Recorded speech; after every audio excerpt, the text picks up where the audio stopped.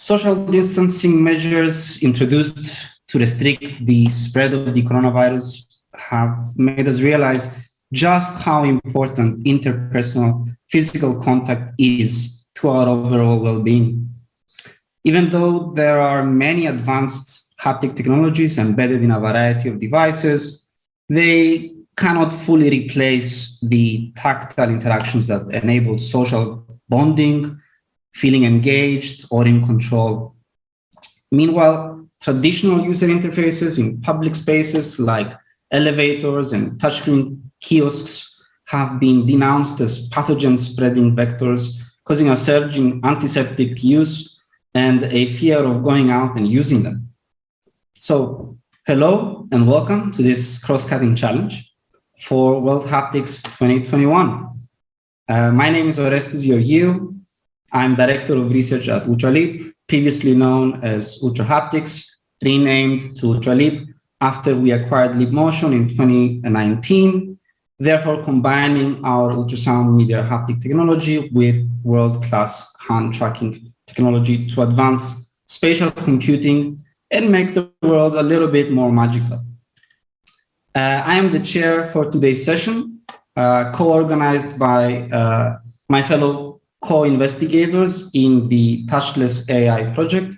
And I'm very excited to have an amazing lineup of speakers from different backgrounds, all talking about the challenges of TouchlessAI interfaces for functional and non-functional haptics.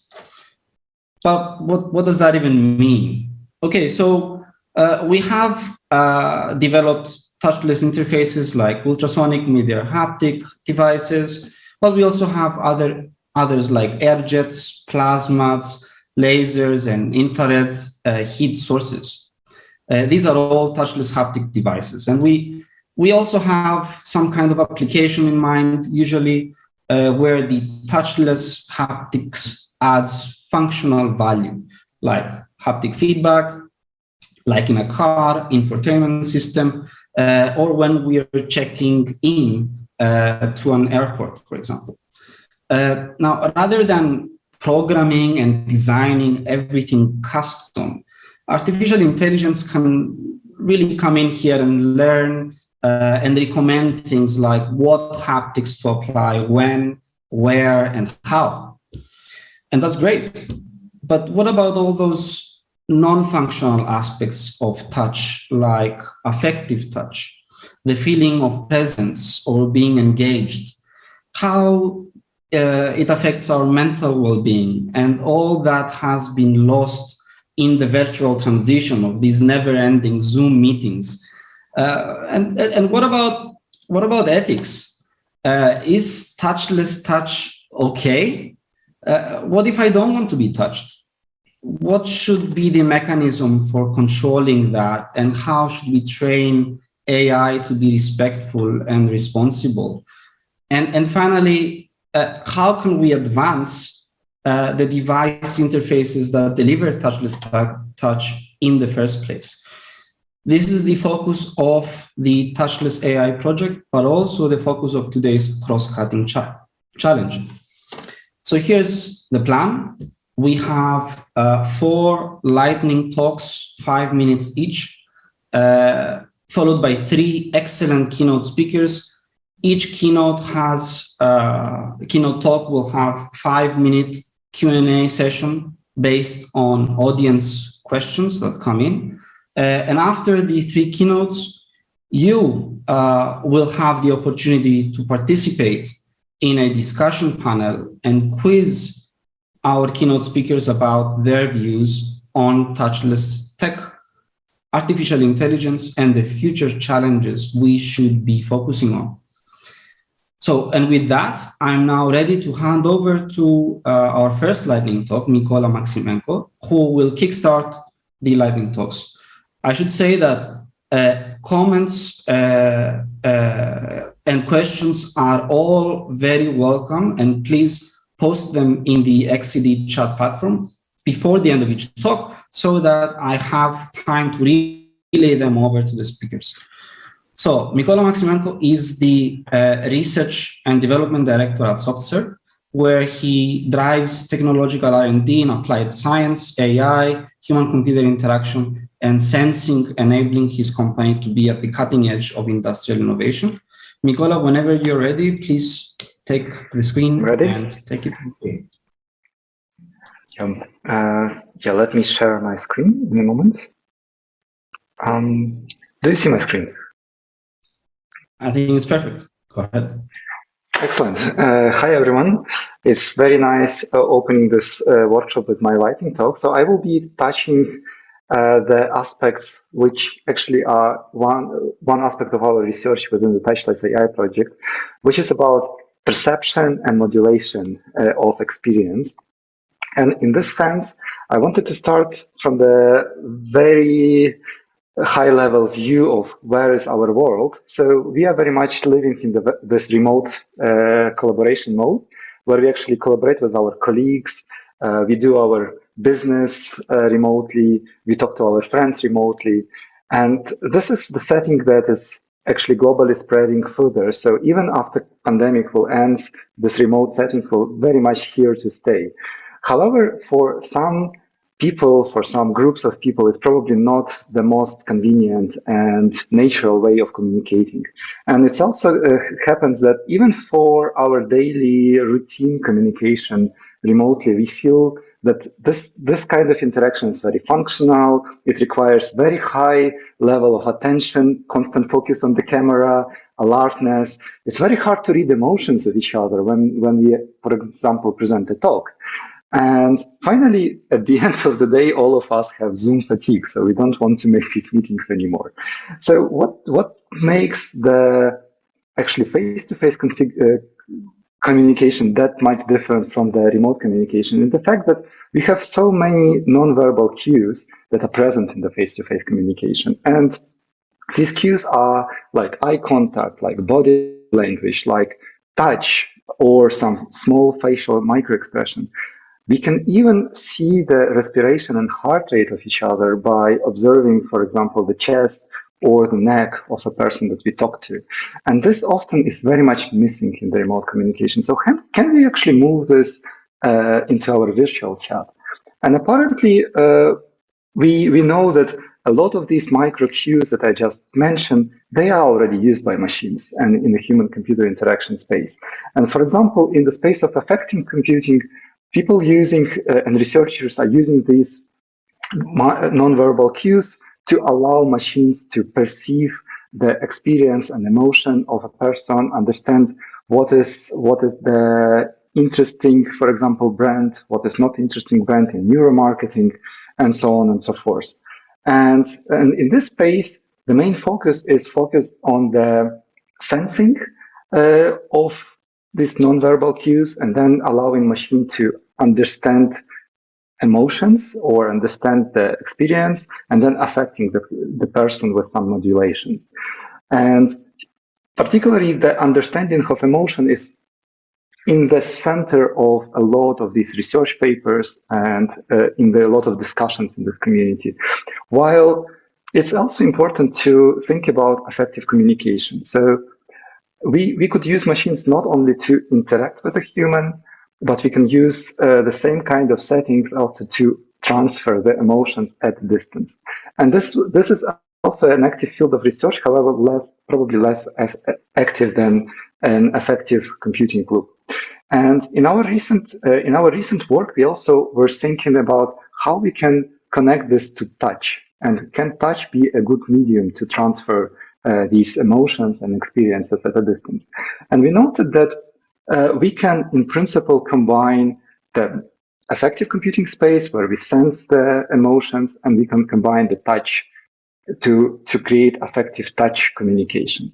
And in our recent work with demo with Ultraleap, we had this really interesting experience where we created a beating heart, which was beating with the heart rate of a person that stayed nearby. And during the demonstrations of this demo at a number of industry and research events, we've seen interesting examples of this intimate experience of a person who's touching the heart that is actually beating with this heart of the fellow who stands nearby. And apparently this kind of effect that we noticed in our demos is something that people also research actively in the literature. For example, allowing augmenting virtual avatars with human respiration or heartbeat, and enhancing the perception of emotion of such avatar by a real person. Moreover, if we add these biometric cues and signals into our group dynamics, we could have interesting effects enhancing, for example, trust level or intimacy experience, or enhance even the stress level in the group when people, for example, playing the board game. And again, there are a number of researchers that focus on this. And particularly, it's also interesting to say how we can do this in a touchless manner. And apparently, there is a number of techniques which already allows to measure biometric data remotely sometimes without the notice of a person. So this is again the ethics question. So we need to answer in our project how to embed ethics questions in the setting. So allowing someone to see my heart rate or see my respiration rate. And this research is particularly interesting from multiple scenarios, from the way of, for example, finding the best scenario and best context in which people can transfer experience at a distance, to answering a number of questions in the different blocks of this diagram. For example, which nonverbal cues are best for experience transfer and can be interpreted by a person on the other side. For example, heart rate can be low, can be hard, and it also needs to be benchmarked with some benchmark, for example.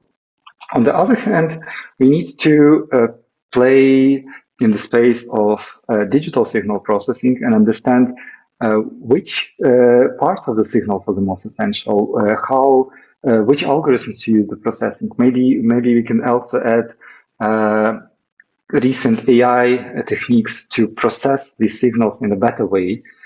And finally, the interesting part is in modulation. Like, what would be the best medium to transfer these signals?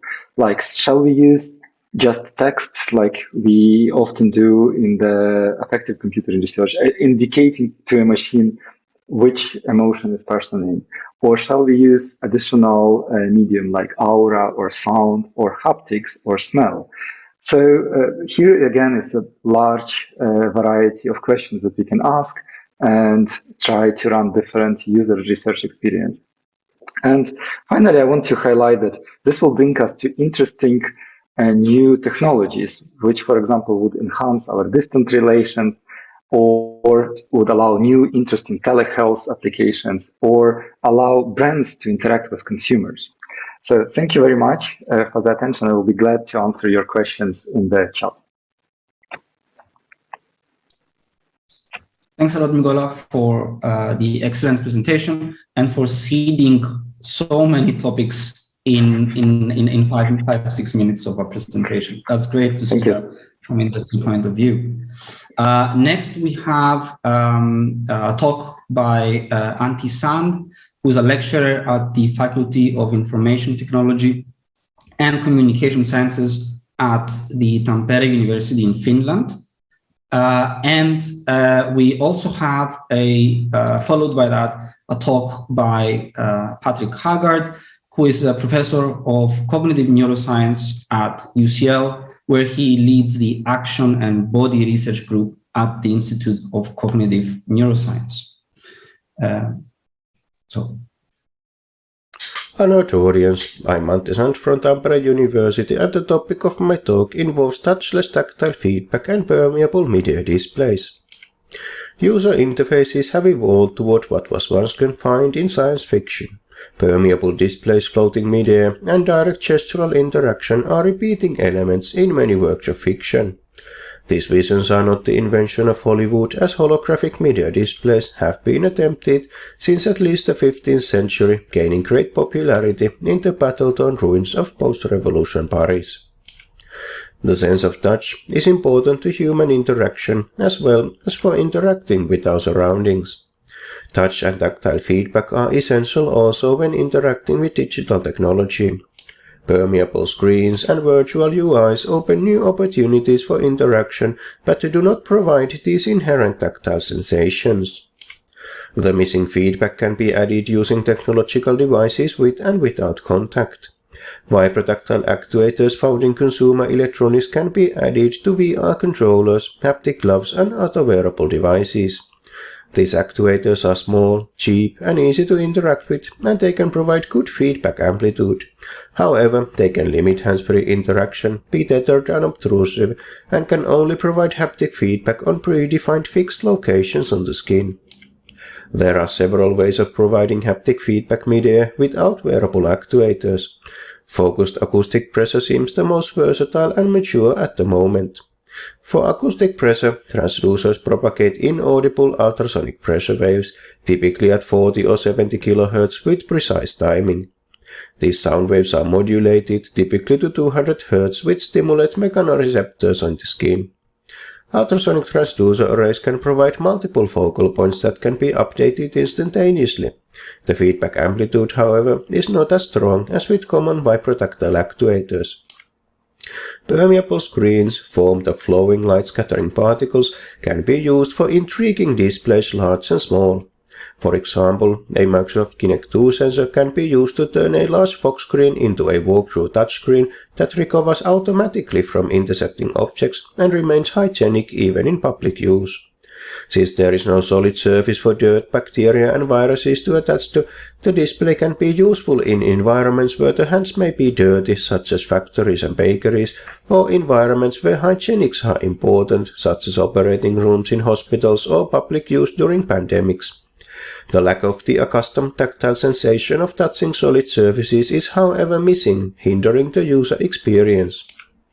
Combining phased acoustic transducers with laptop-sized fog screens such as the 17-inch screen shown here allows for the creation of touchless tactile permeable mid-air screens. With a tracking sensor and the ultrasound haptic device, the user can select items on the permeable screen and receive haptic feedback while doing so. Tactile mid-air displays blur the boundaries between real and virtual worlds, and ultrasonic mid-air haptics is what one could match with the permeable fog screen. It enables the user to touch and feel virtual objects in the air in an unobtrusive way, and it could improve the interaction and sense of presence. Phased acoustic transducers can also be used to add haptic properties to virtual objects without the need for wearable actuators. While exploring virtual environments, users can touch virtual objects but cannot feel them. To add tactile feedback to interaction with virtual objects, a mid-air tactile feedback system for head-mounted displays was created. As both the hand tracker and the feedback device were attached on the front panel of the HMD, the interaction and optimal feedback volume remained automatically oriented with the head. This is good because we tend to look at what we are interacting with. The maximum feedback distance of the ultrasound haptic device is close to the comfortable reach of the arms. In conclusion, phased acoustic transducers can be used to turn permeable screens into touchless tactile displays where no wearable actuators are needed. Permeable screens have many benefits such as automatic recovery from intersecting objects, sharing space with physical objects, and automatically remaining clean and hygienic. In our studies, we have found that adding ultrasound haptics to permeable screens improves the user experience and that most participants prefer to have it. In VR use, ultrasound haptics can allow the user to feel virtual objects without the need for wearable actuators. This can lead to deeper immersion and open new opportunities for simulations, training, and entertainment. Thank you. Hi, I'm Patrick Haggard from UCL and the TouchlessAI project, and I'm here to tell you about the sense of agency and its relevance for haptic interfaces. So first, what is the sense of agency? Well, we have the experience all the time of doing things we want to do in interaction with the external world. Sometimes it's really easy, we can light a match. Sometimes it's really difficult, like buying a Berlin train ticket. And the sense of agency is this feeling that we have of controlling external events through our own actions. And it's the normal experience, at least for healthy adults, that we feel in control of what we're doing. It's clearly a crucial aspect when we're designing technologies for successful user experience. And a paradigmatic feature of our interaction with objects and our haptic life is that you get tactile signals which confirm that the interaction is proceeding as intended. So you feel in control of lighting the match because of the sensations that you get in your fingertips. So we need to measure the sense of agency in order to make it part of useful haptic research projects. And it's not a good idea to just ask people, do you feel you did that? Because they have lots of biases in the way they reply. So, for example, if they've just killed somebody and you ask them, do you feel you've just done that? They're probably going to say no. So ideal measures of sense of agency are going to be quantitative, but they're going to be implicit. So they're going to be difficult, if you like, for people to cheat on, and they're going to be generalizable to different kinds of experience. So we think about our intentions as causing actions which produce outcomes in the external world. And we think of sense of agency as being about the link between action and outcome for our intentional actions. So we're focusing on this link between what I do and what I make happen, action and outcome. And we're going to model it using a technique coming from psychology called mental chronometry. We're going to measure how people perceive the temporal relationship between what they do and what they make happen. And the intentional binding effect is simply a way of doing that. So in some experiments years ago, we asked people to make a simple key press action, which was followed 250 milliseconds later just by a beep. So this is what actually happens. But you can measure what people think happens by asking them to report when they perceive that they've made the action or when they perceive that they've heard the beep.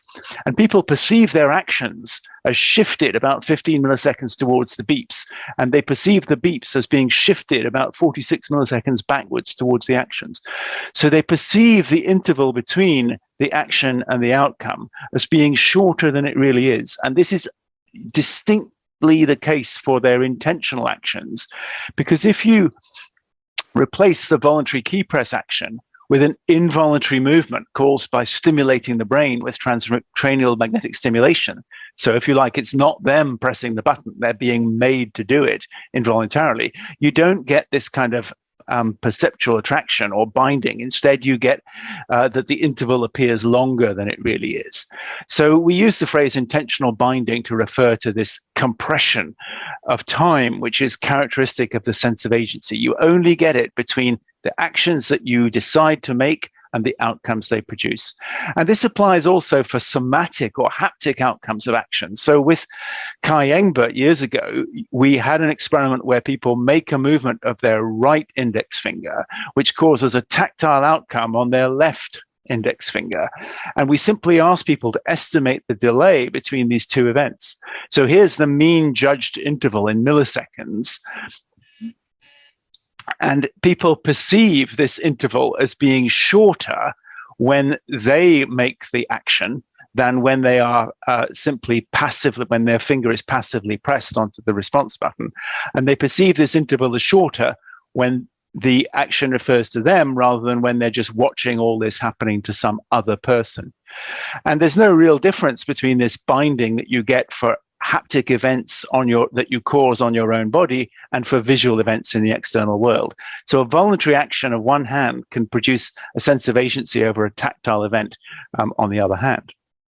So what are the implications for mid-air haptics? Well, we think that hands-free user experience is often poor because the sense of agency that accompanies our normal tactile interaction with real-world objects is lacking.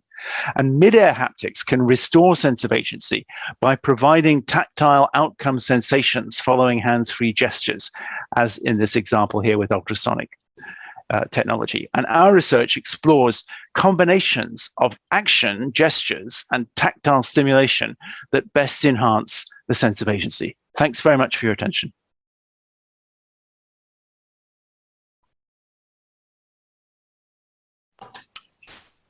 All right, thanks a lot to both Antti and Patrick for their presentations. Next, we have Thomas Howard, who is a postdoctoral fellow at CNRS IRISA in Rennes, France, with a passion for richer haptics and immersive VR. Thank you, Orestis. So hi, everyone. I'm Thomas Howard, and I'm glad to give you this talk on the topic of integrating contactless haptic feedback to immersive virtual reality experiences. I work at CNRS, embedded in the Rainbow team at IRISA in Rennes, where we study human-computer interaction in VR, and in my case specifically, haptic feedback for VR. In VR interactions that are dominated by vision and audio, the addition of the sense of touch has been shown to enhance interaction by providing immediate and informative haptic feedback during manipulation of virtual elements, increase realism by providing sensations corresponding to the virtual physical processes occurring in the virtual environment, and improve immersion by stimulating an otherwise unused sensory modality, which would tend to anchor us in the perception of the real environment rather than that of the virtual environment. To achieve these improvements, haptic technologies have, for the most part, relied on direct physical contact between the user and an actuator. Contactless haptics provides an interesting addition to this arsenal of technologies, specifically in cases where direct physical contact between the user and an actuator is not desired. In immersive VR, removing this unwanted contact may improve interaction by freeing up the hand from constraining devices for better manipulation of virtual objects and for tracking, as well as by allowing concurrent manipulation, for example, of tangible objects, without impeding real-world touch feedback when it is desired. This physical contact may also be undesirable for the sake of improved immersion, as contactless interfaces achieve the best possible interface transparency by preventing any haptic stimuli arising from the contact of the actuator on the user's skin. Within contactless haptics, ultrasound haptic feedback is also of interest because of the specificities of the delivered stimuli. Ultrasound devices are capable of delivering a variety of sensations ranging from light pressure and vibrotactile stimuli to sensations of airflow and thermal stimuli, all within a continuous 3D workspace and with a very high temporal resolution. However, there are challenges when we want to integrate ultrasound haptics into VR, which can be grouped into 4 categories: device integration, stimulus perception, rendering, and challenges relating to the workspace. The problem of device integration concerns getting the ultrasound haptic feedback to not impede interaction or break immersion through its physical footprint or the delivery of unwanted stimuli, and ensuring co-location and synchronization between the ultrasound haptic rendering of a virtual scene and other existing haptic, audio, and visual renderings of the same scene, all without degrading the interface between any of the other feedback devices and the user. This is achieved through calibration, integration with tracking hardware, dealing with latency and sampling rate issues between the simulation and various hardware, and most importantly, adequate interaction design. Our team has some interesting upcoming results concerning this, focusing on integrating ultrasound haptics with multiple forms of contact haptics, so stay tuned for more on that. Understanding the perception of the stimuli delivered is a critical challenge because of the need to determine usable ranges and discernible levels of stimulus parameters for rendering, and the need to understand how mid-air tactile stimuli interact with other haptic, audio, and visual stimuli in the multimodal context of VR.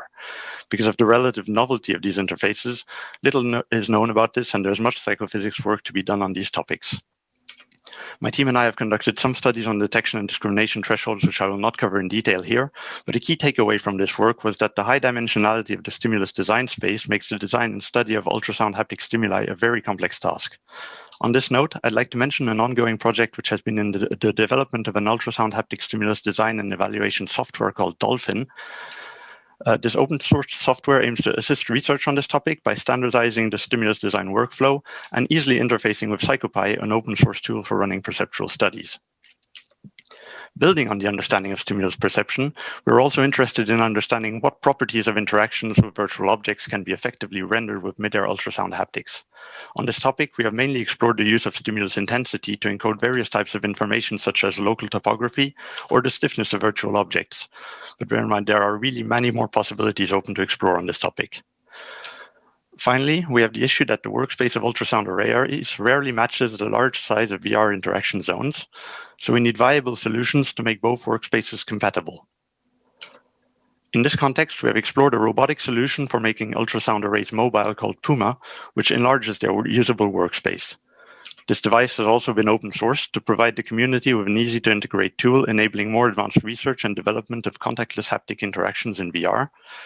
And by the way, we'll be presenting Puma in more detail during demo session 2 on Thursday. So in conclusion, I believe this young field of contactless haptics has an interesting part to play in bringing us towards rich, compelling, and immersive haptic experiences in VR. And I hope this short talk got you excited about figuring out exactly what this part is and how to make it a reality. Thank you very much.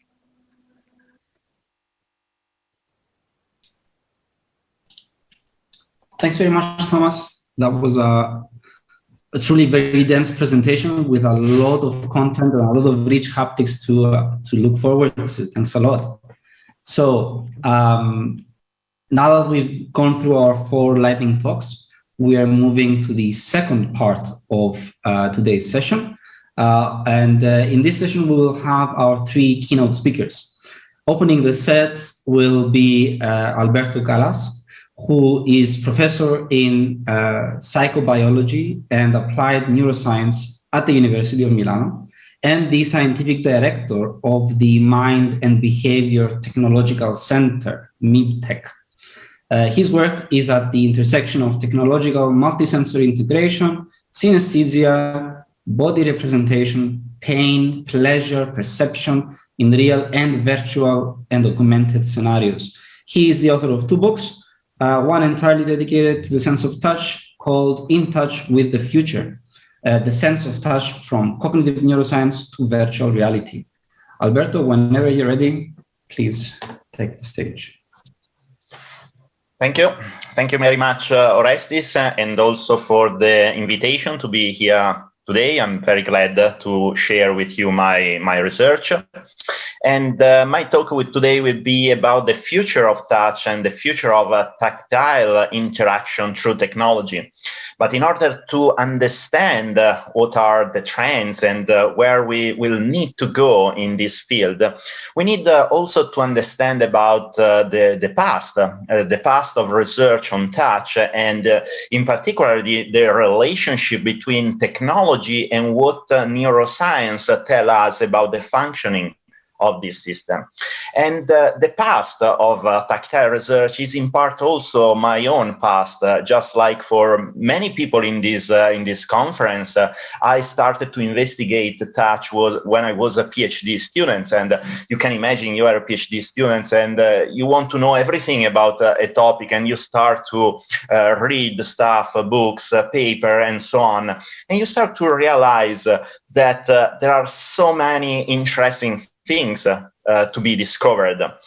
And when I started my investigation about what was already there in tactile technology, but also in the knowledge that we had about the functioning of the tactile system in the human brain, I discovered a few interesting things. And one of them was that one of the big wave in the development of knowledge about tactile perception was in the 1960s, when there were a few conferences about tactile communication. This conference was held in Fort Knox because one of the topic, very important topic, was about some kind of strategic communication system. So a sort of a silent communication through the sense of touch to provide information to the user of interfaces. And another field that was really popular in the 1960s was about the tactile vision substitution system. So some interfaces that were able to provide the tactile information and substitute that information for visual information, for example, for blind people or visually impaired individuals that could not see the word. So there was a translation of visual information into touch. And these were the 2 main streams at the time. And it's very relevant, and it was to me when I started to investigate this field, that at the very beginning of tactile research, there was a very strong relationship between the sense of touch and tactile interfaces.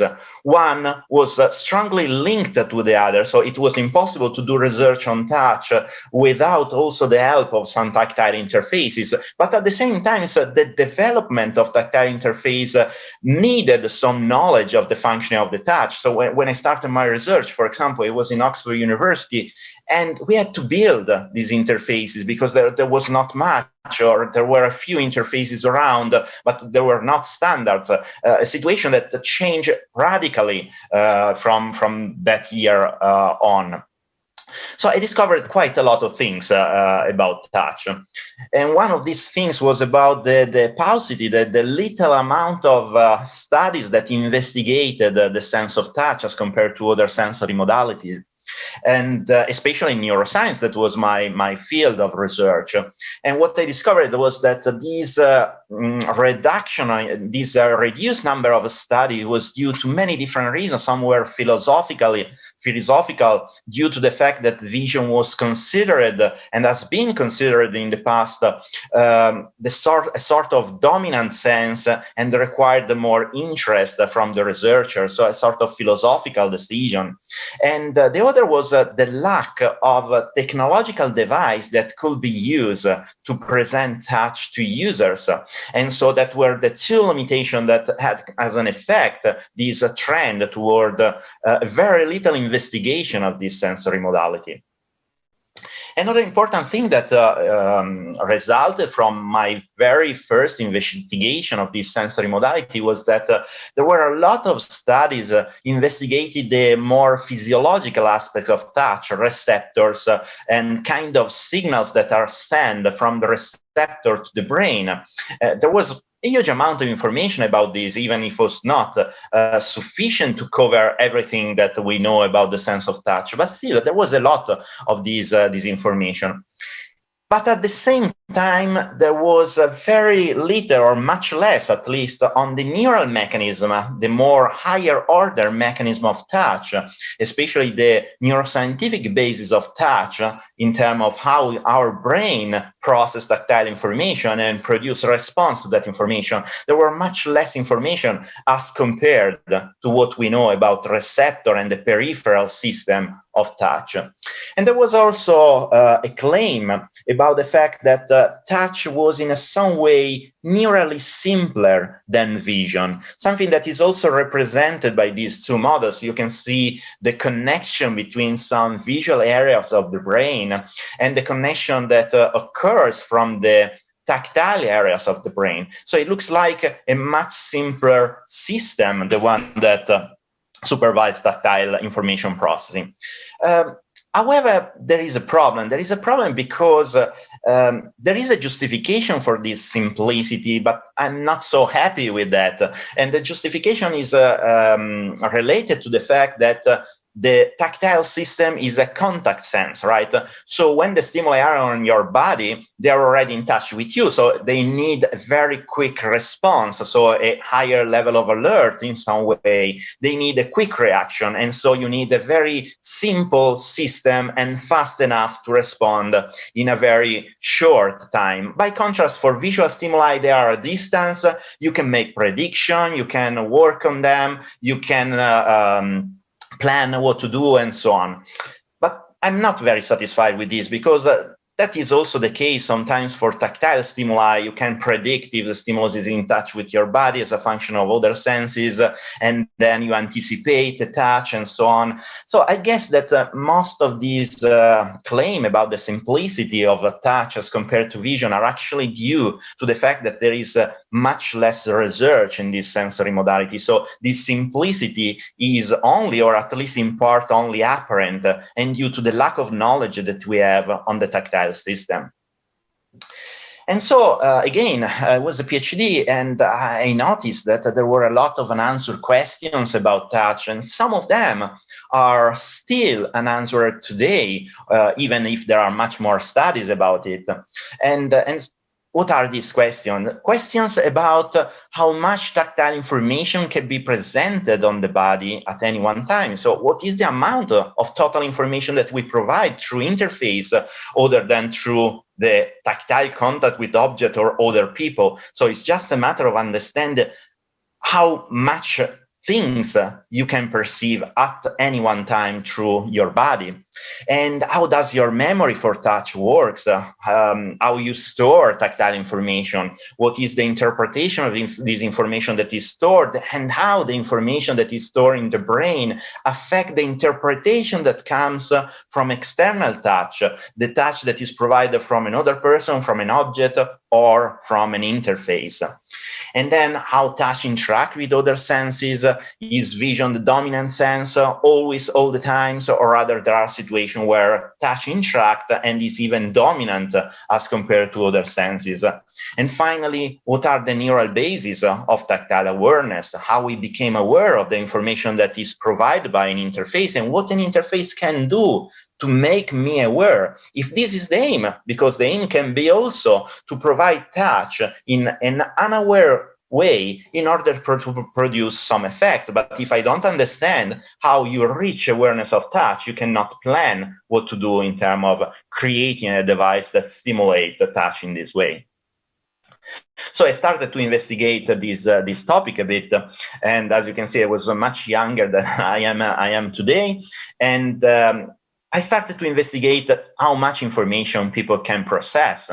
And I was also interested in another topic, because research at the time on touch was mainly related to the stimulation of the fingertips. So all the studies that were around used the stimulation of the fingertips rather than other body parts. People knew very little about other body parts. Sometimes there was the stimulation of a single body part, but certainly there was not a stimulation of multiple body parts at the same time.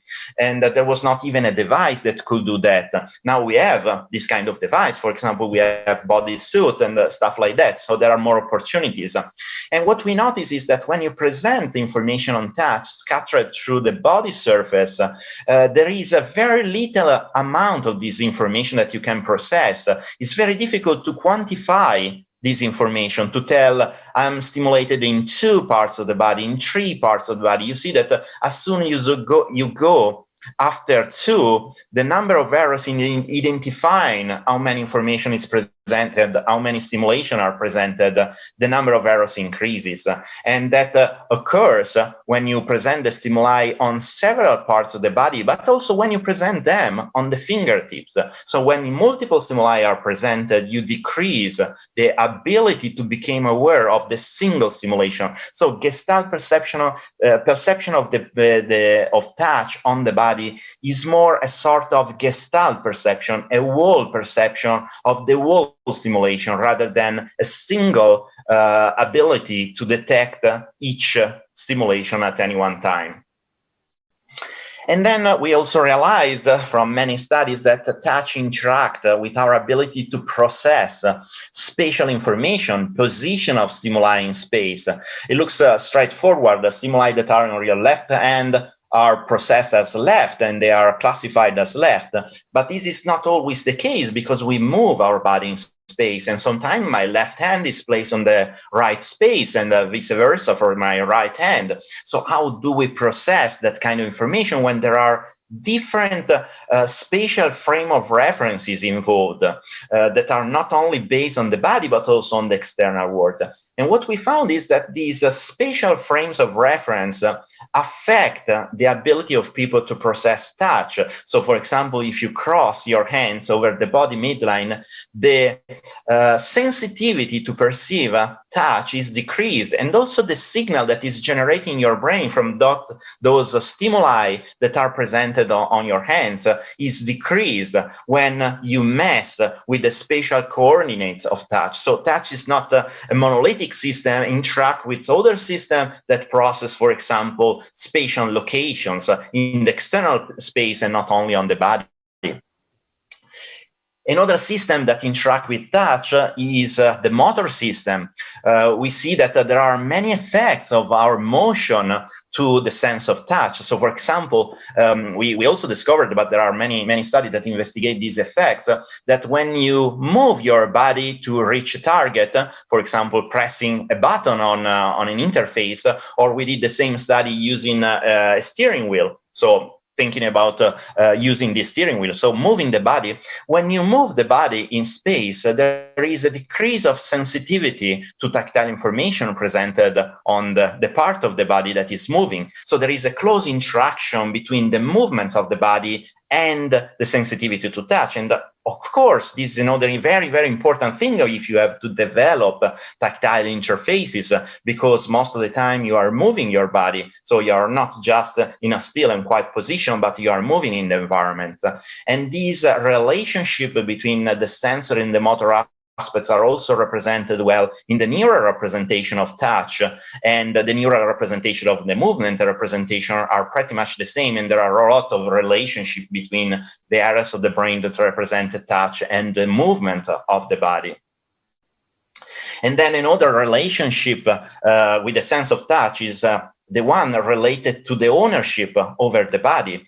And this is a very important question if you think about virtual reality. If you think about owning and controlling an avatar in a virtual environment, how do you build this feeling of ownership towards an avatar in virtual reality? And touch contributes to that. If you touch different parts of the body and you see a body, even when this body is not yours, you start to feel that that body belongs to you. You start to build this ownership. So touch is one of the sensory modalities that contribute to the ownership of your body. And if you mess with these, there are some effects. So in this case, you can start to feel that an artificial body part, or the same is true for a virtual body parts, can be actually a part of your body.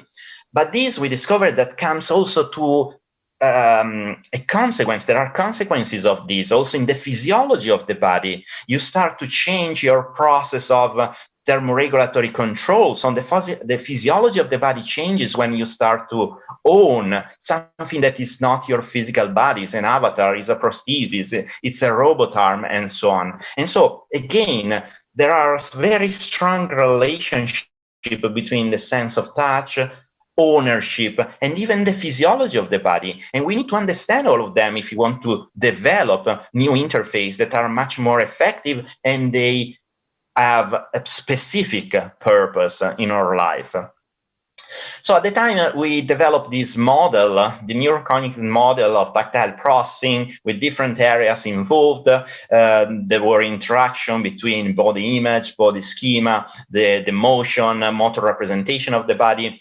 And we tried for one of the first time, this was one of the first attempts to represent the complexity, the real complexity of tactile processing, tactile awareness, or unawareness of information. However, every time I look at this model, I see that it's incomplete. I'm not satisfied with that model. And this is where the future is coming. In 2014, we published this book, In Touch with the Future, where we actually describe many different applications of the sense of touch and the neural basis of touch. But at the same time, we wanted to give a perspective on the future of this sensory modality. And we made a couple of statements. One, that touch is actually the sensory modality that makes things real and make us humans. So it's very important sensory modality if we want to use it, for example, in virtual reality. And then there was another statement that I think is still true today. Are we really moving towards a touch-free society? There were some idea that the society was moving towards a sort of dystopic world where people could not touch each other. I don't know if you ever seen this movie, The Demolition Man. There was a society where every kind of tactile interaction were prevented and actually punished. And so every intimate relationship were mediated by technology, right?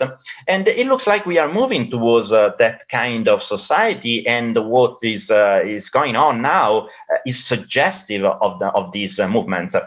And for some aspects, can be a touchless society has some advantages, but at the same time has some disadvantages, and we need to take them into consideration. So what is important now? The important thing is that in the model that I presented before, there was a missing of the emotional and social value of touch. And neuroscience tells us that this is not something that you can miss, because it's something very, very important for our life. We know that tactile interaction produces the release of some neural mediators like oxytocin that is contributing to create bonds between people, establishing the strong value of the society, that the relationship between people. And plus social and pleasant aspects of touch highlights some activity in some pleasure areas of the brain. So it's something that we find pleasant. And not only this social component of touch change people behavior and produce some effects in terms of what we do and even our opinion about the world and other people. And then has been proven in animals like in locusts, but also in humans.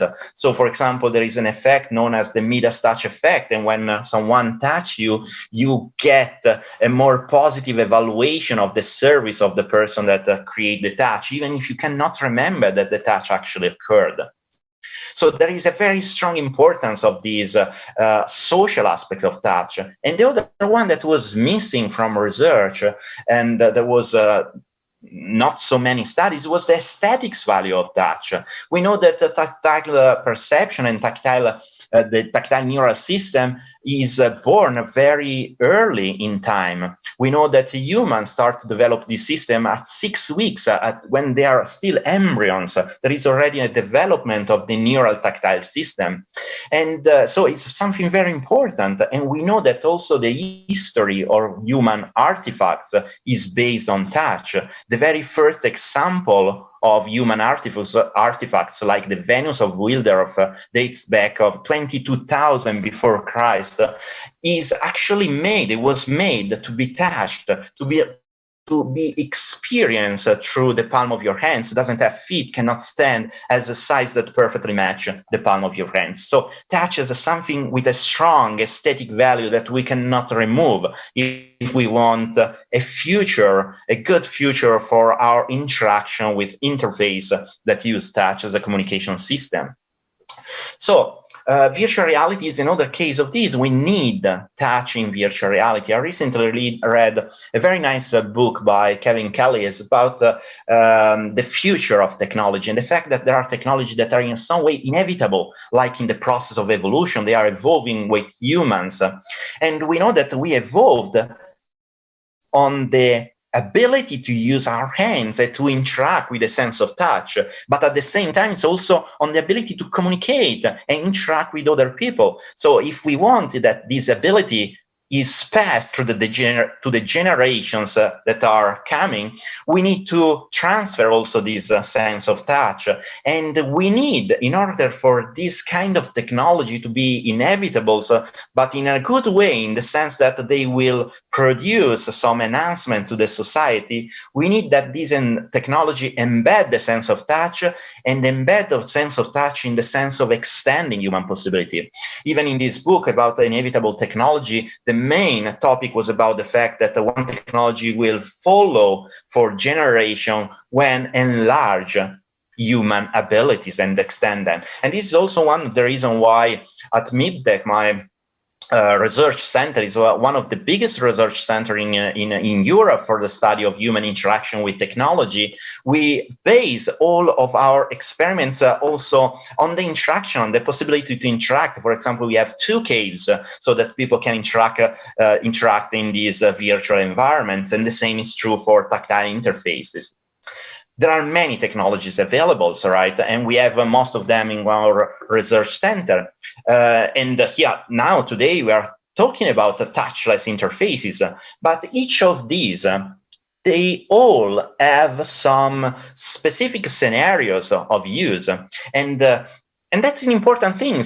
No one of these devices can represent the richness of the sense of touch as it is in nature. But this in some ways is a good thing, because that means that we can use these instruments as tools to enrich our experiences. And certainly none of them can reproduce the complexity of our emotional interaction with objects.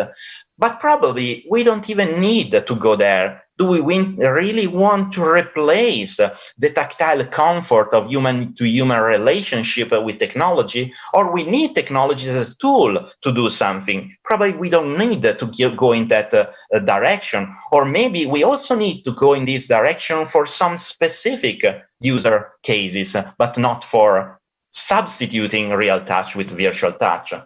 So in order to think about the future, we need to understand what do we want and how to achieve it. And virtual touch should not necessarily be just a substitution for real tactile interaction, but an instrument, a tool to open up new possibility. So touching the untouchable, doing with this interface what you cannot necessarily do in the real world. So enriching human possibility. And in order to do that, we need also to use the knowledge for the functioning of the neural system to improve this technology in order to have better experience and enriched possibilities. So the future that I see is a future that is a virtual reality future, the future where this kind of technology is very much present in the life of people. But now we have a choice, because also in the literature about the virtual reality, in the movie that we have seen, the cinema or in our house, there are very different visions. One is virtual reality as a sort of a limitation system, a reproduction of reality, and that's it, something that is used for controlling people. On the other case, like in Ready Player One, virtual reality is an instrument that enlarge, is a tool that allows people to experience new things. And we are in front of a choice. We need to understand what is the best direction to go. And one of the directions that I'm strong supporter of is extending human capability, touching the untouchable, as I said. And there are plenty of possibility, touching the world of quantum mechanics.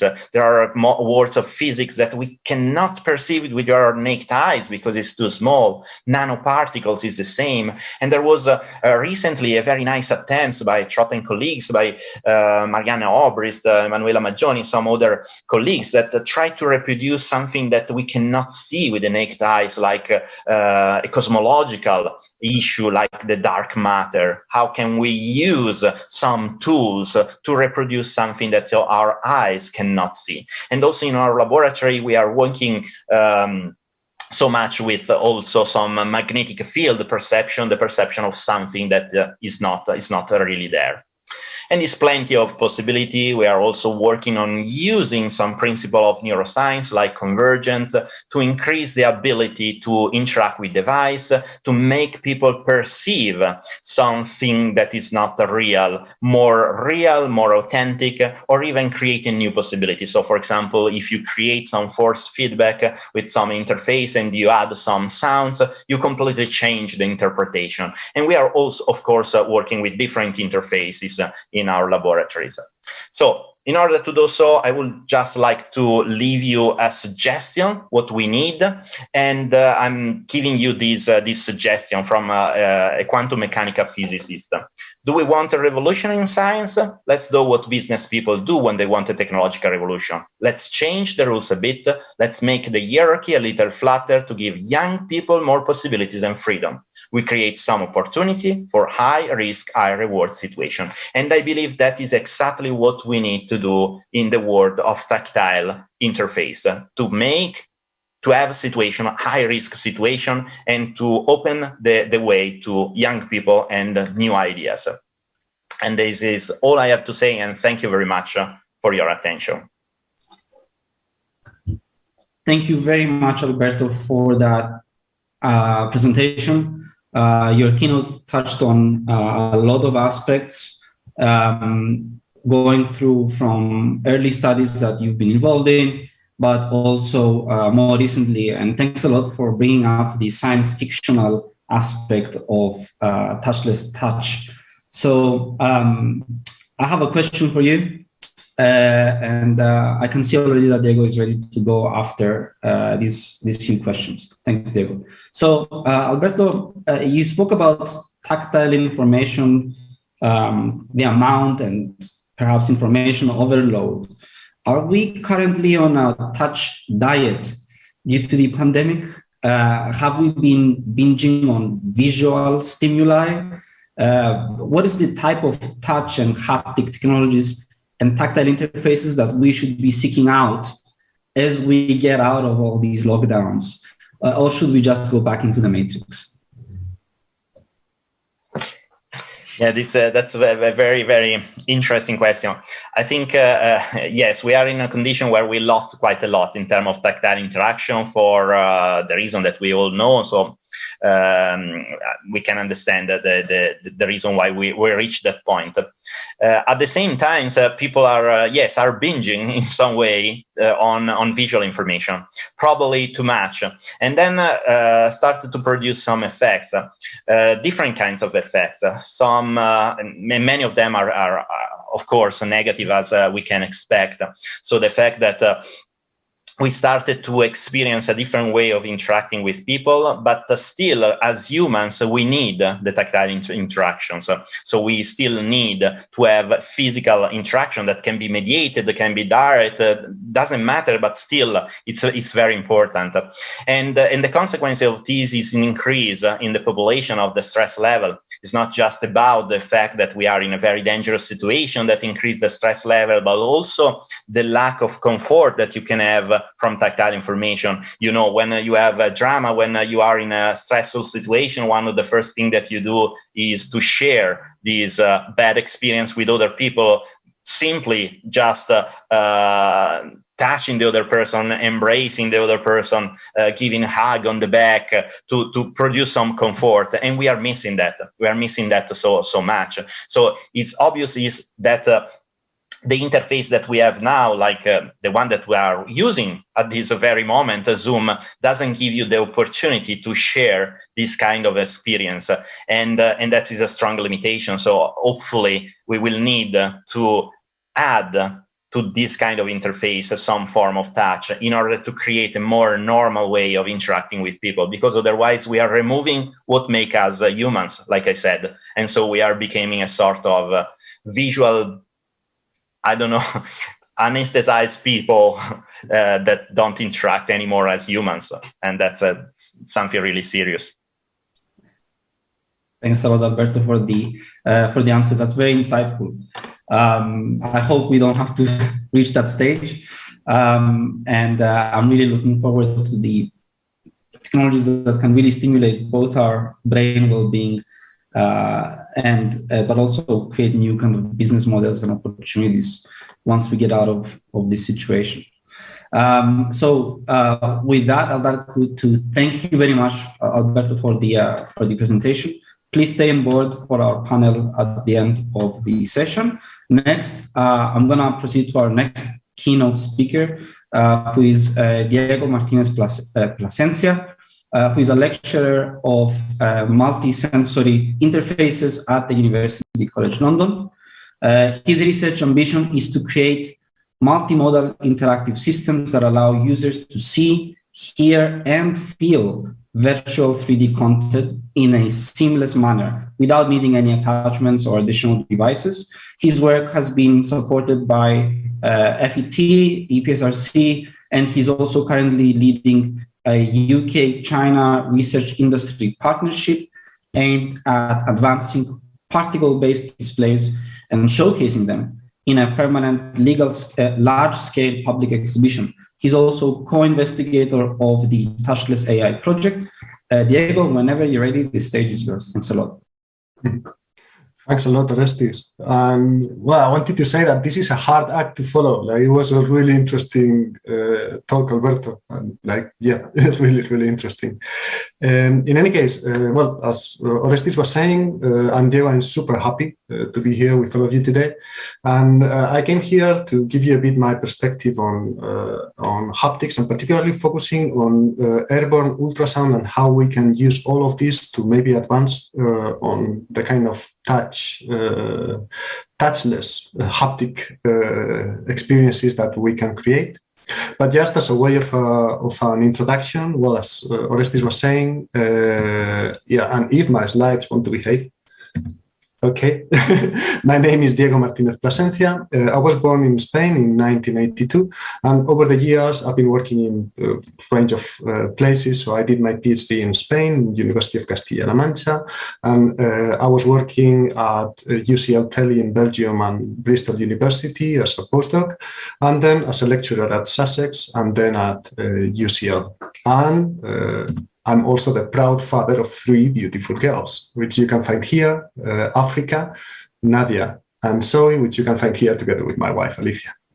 And my focus, as Orestis was saying, is on 3D interfaces. I started doing research on VR, but something that I found really annoying was just that need of actually having to be detached from the real world, wearing the headset, not seeing my daughter's eyes or face, and just if on top of that having to give up on the world around me, I am getting a world which is not complete, a world that I cannot feel with my hands, a world which is not as rich as whatever I'm leaving behind. That's something that really doesn't add up. But in any case, today I wanted to focus, as we were saying, on touch. And it's, as I was saying, it's really hard to follow Alberto on this one. But touch, as we all know, and particularly in this conference, is a key sense for us humans. It is vital for our health and reinforcing the connections and shaping our biological responses. Like we develop our other senses, our proprioception, just as a result of our ability to touch and feel our own body. And from that, we start building our whole mental image of all the world that we have around us. And through those close loops, we even develop the rest of the senses. So there are and to all of that, touch is just key. But it's not only about our perception of reality or those physical stimuli. Like it is the first sense available to us as babies, but it very soon is touching on these bonds between mother and baby. And Alberto was also touching on that. So it is also critical to our emotional development. So it's also really important, not only for the relationships with those close people. So just any kind of social interaction is mediated by touch, and such is the case that people who are touch deprived are more depressed, they get sick more often, and it is so a healthy sense of touch is really crucial for our well-being and development. However, and as we've been just discussing today, this is something that, particularly in this last year, we are seriously losing, right? And Alberto was also touching on this one, this kind of virtual high five without any kind of a touch. And as sad as it is and as dangerous as it is, like we have the risk of moving towards this kind of a reality in our society. And we know that we cannot afford that. That's just not, it's not going to be healthy for adults, but it's just not fair for young ones, because this is something that we need to develop as humans.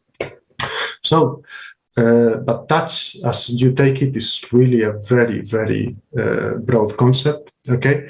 Today I wanted to specifically focus on the role that ultrasound can play in all of this. I know many of you might know a bit about Ultraleap. I wanted to start by checking very quickly how all of this works, how ultrasound works to create this kind of feeling on touch, because based on that, we are going to say where we have come using ultrasound in other ways, what other things we can do, and what I find more important, how we can use that to push even further. Okay, so but let's start from the first step. And actually, I'm going to let Tom Carter talk. He's the founder of Ultraleap. He's got a much better accent than me. We use a small collection of ultrasonic speakers, just speakers that emit sound waves that are too high frequency for you to hear. And we trigger these speakers with very specific time differences between them, so that the sound waves from each speaker arrive at the same point at the same time. And because sound waves are just pressure waves moving through the air, at that point all of the pressure differences add together, you get a very localized point of high pressure, and there's actually enough force generated there to just slightly displace the surface of your skin. We can control that, turn it on and off in order to create a vibration. We can create any vibration that your hand's capable of feeling, and we can manipulate and sculpt the acoustic field rather than just creating a point, create a line or a 2D shape or even three-dimensional shapes of objects.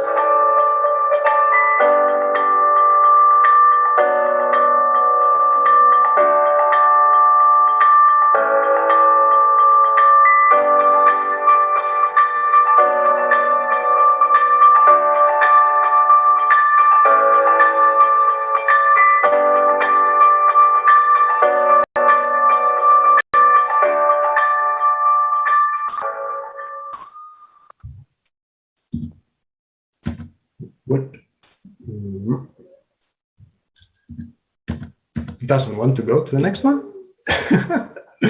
That's really annoying. There we go. Okay, so I really love this video because there is so much about how it works and even the applications that we end up seeing. Anyways, like when we start using ultrasound, it is all based in these little fellows. They are ultrasound speakers, and we all know that ultrasound, they are just pressure waves. They just push and pull on the air particles, and those vibrations, that energy propagates through the air. And the principle is quite simple. So we just control the timing of each of those so that all the pulses arrive at the same point and at the same time. And with that, we can create those sensations that we can feel. Okay.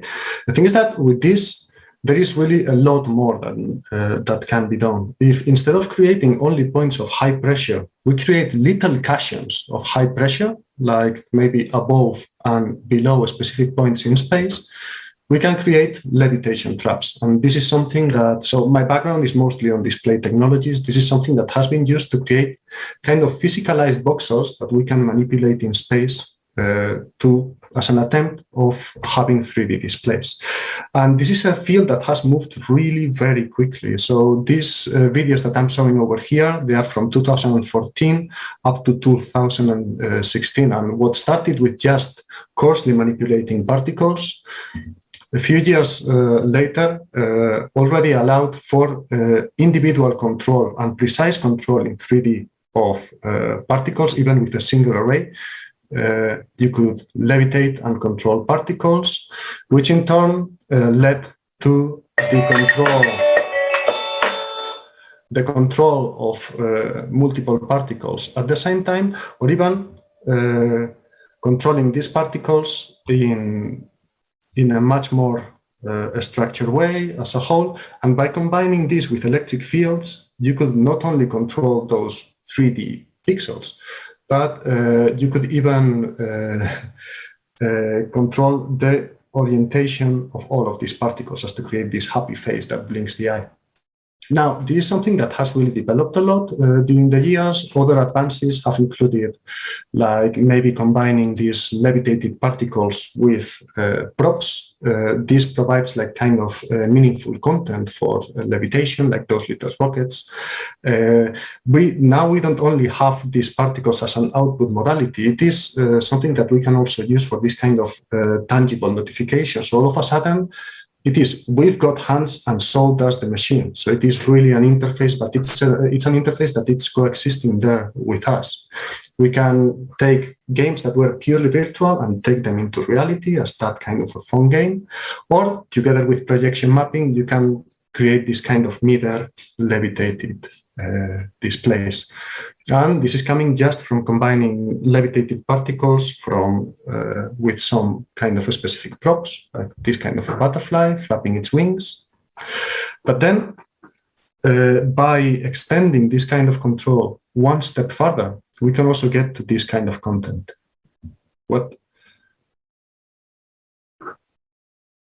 So over here, we are seeing a fully volumetric content floating in the middle of the air with no boundaries and no kind of eyewear, nothing like that. And the way this works is actually quite interesting. There is only one particle. We are slowing it down here. There is only one particle, but if we move it quickly enough and we color it as it moves through the space, we stop seeing the particle and we see what that particle is revealing, which we can color to create volumetric content.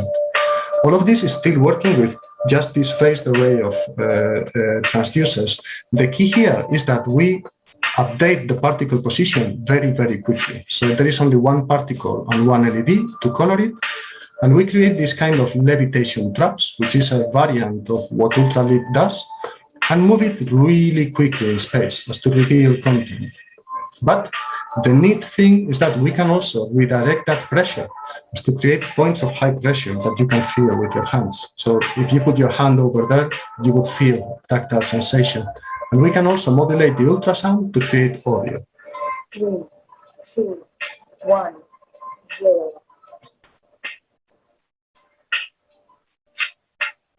And with this, you can create volumetric content that you can also hear and feel with your hands.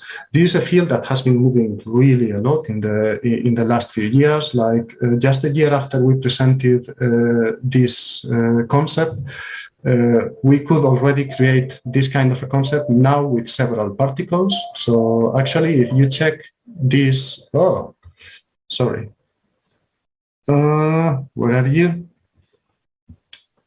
Not this one. Okay, if you check this content, it is made of 6 particles. So there is 3 particles drawing the outline of the happy face and 1 particle for each of the features. But all of this is still working in real time, so it is also interactive. So when the hand approaches, the face can get scared, and the size of the content is much larger than before. From 1 centimeter, we went to 8-9 centimeters. And at the same time, all of this is still compatible with multimodal content. You can create tactile sensation, and there is some sound in the back that's coming from the butterfly. So really lots of progress in just a very short span of time. And for somebody like me who comes from a kind of display perspective, like really a very encouraging technology, if we are ever to go for this kind of a concept of volumetric stuff that's just there in front of you.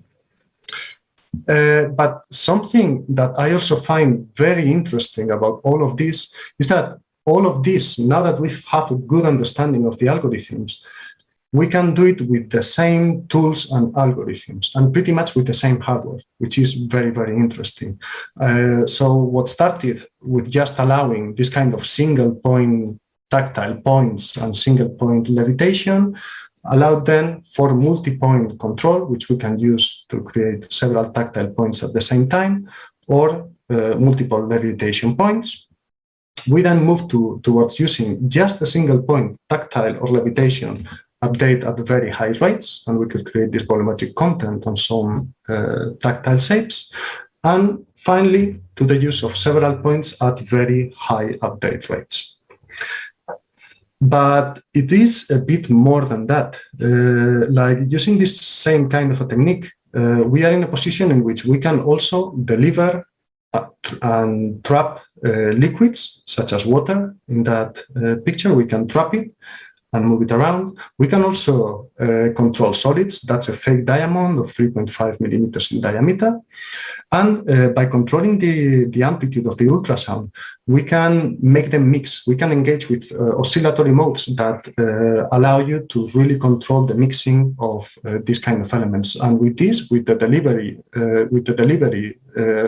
control of solids and the mixing, we have all the elements that we need to approach other applications such as contactless manufacturing. So really a very, very powerful approach. But how powerful? Is this really enough for us to take on anything that we could possibly try and do related to touch? I really wish this was a real room so that I could see you rolling your eyes. Okay, so probably we cannot mimic all that we can do with touch for so many reasons that we've been saying, but just how far can we go? So in order to take a look into that, I'm going to start by very quickly kind of summarizing what we know how to do with ultrasound, and then we'll move into seeing what else we could do. So as we said, in principle, it is quite simple. You time the transducers, you get a point of high pressure, and voila, you've got a lot of pressure over there. You stick your hand and you should be feeling it, right? Not quite. That was one of the first things that we kind of learned, that, well, whatever we create, we might create pressure, but we are going to perceive that stimuli through our receptors, which have their own response, their own frequency band that they can detect. And none of them is going to operate at 40,000 hertz as the ultrasound transducers. So one of the first things that we had to do was to, so if we've got ultrasound operating at 40K, we will need to modulate the output of this ultrasound signal at a frequency that their receptors could perceive.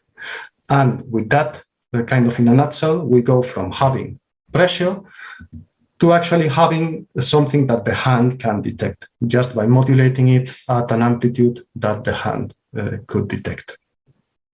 From that, we would go to multi-point feedback, which is another approach that we've been exploring.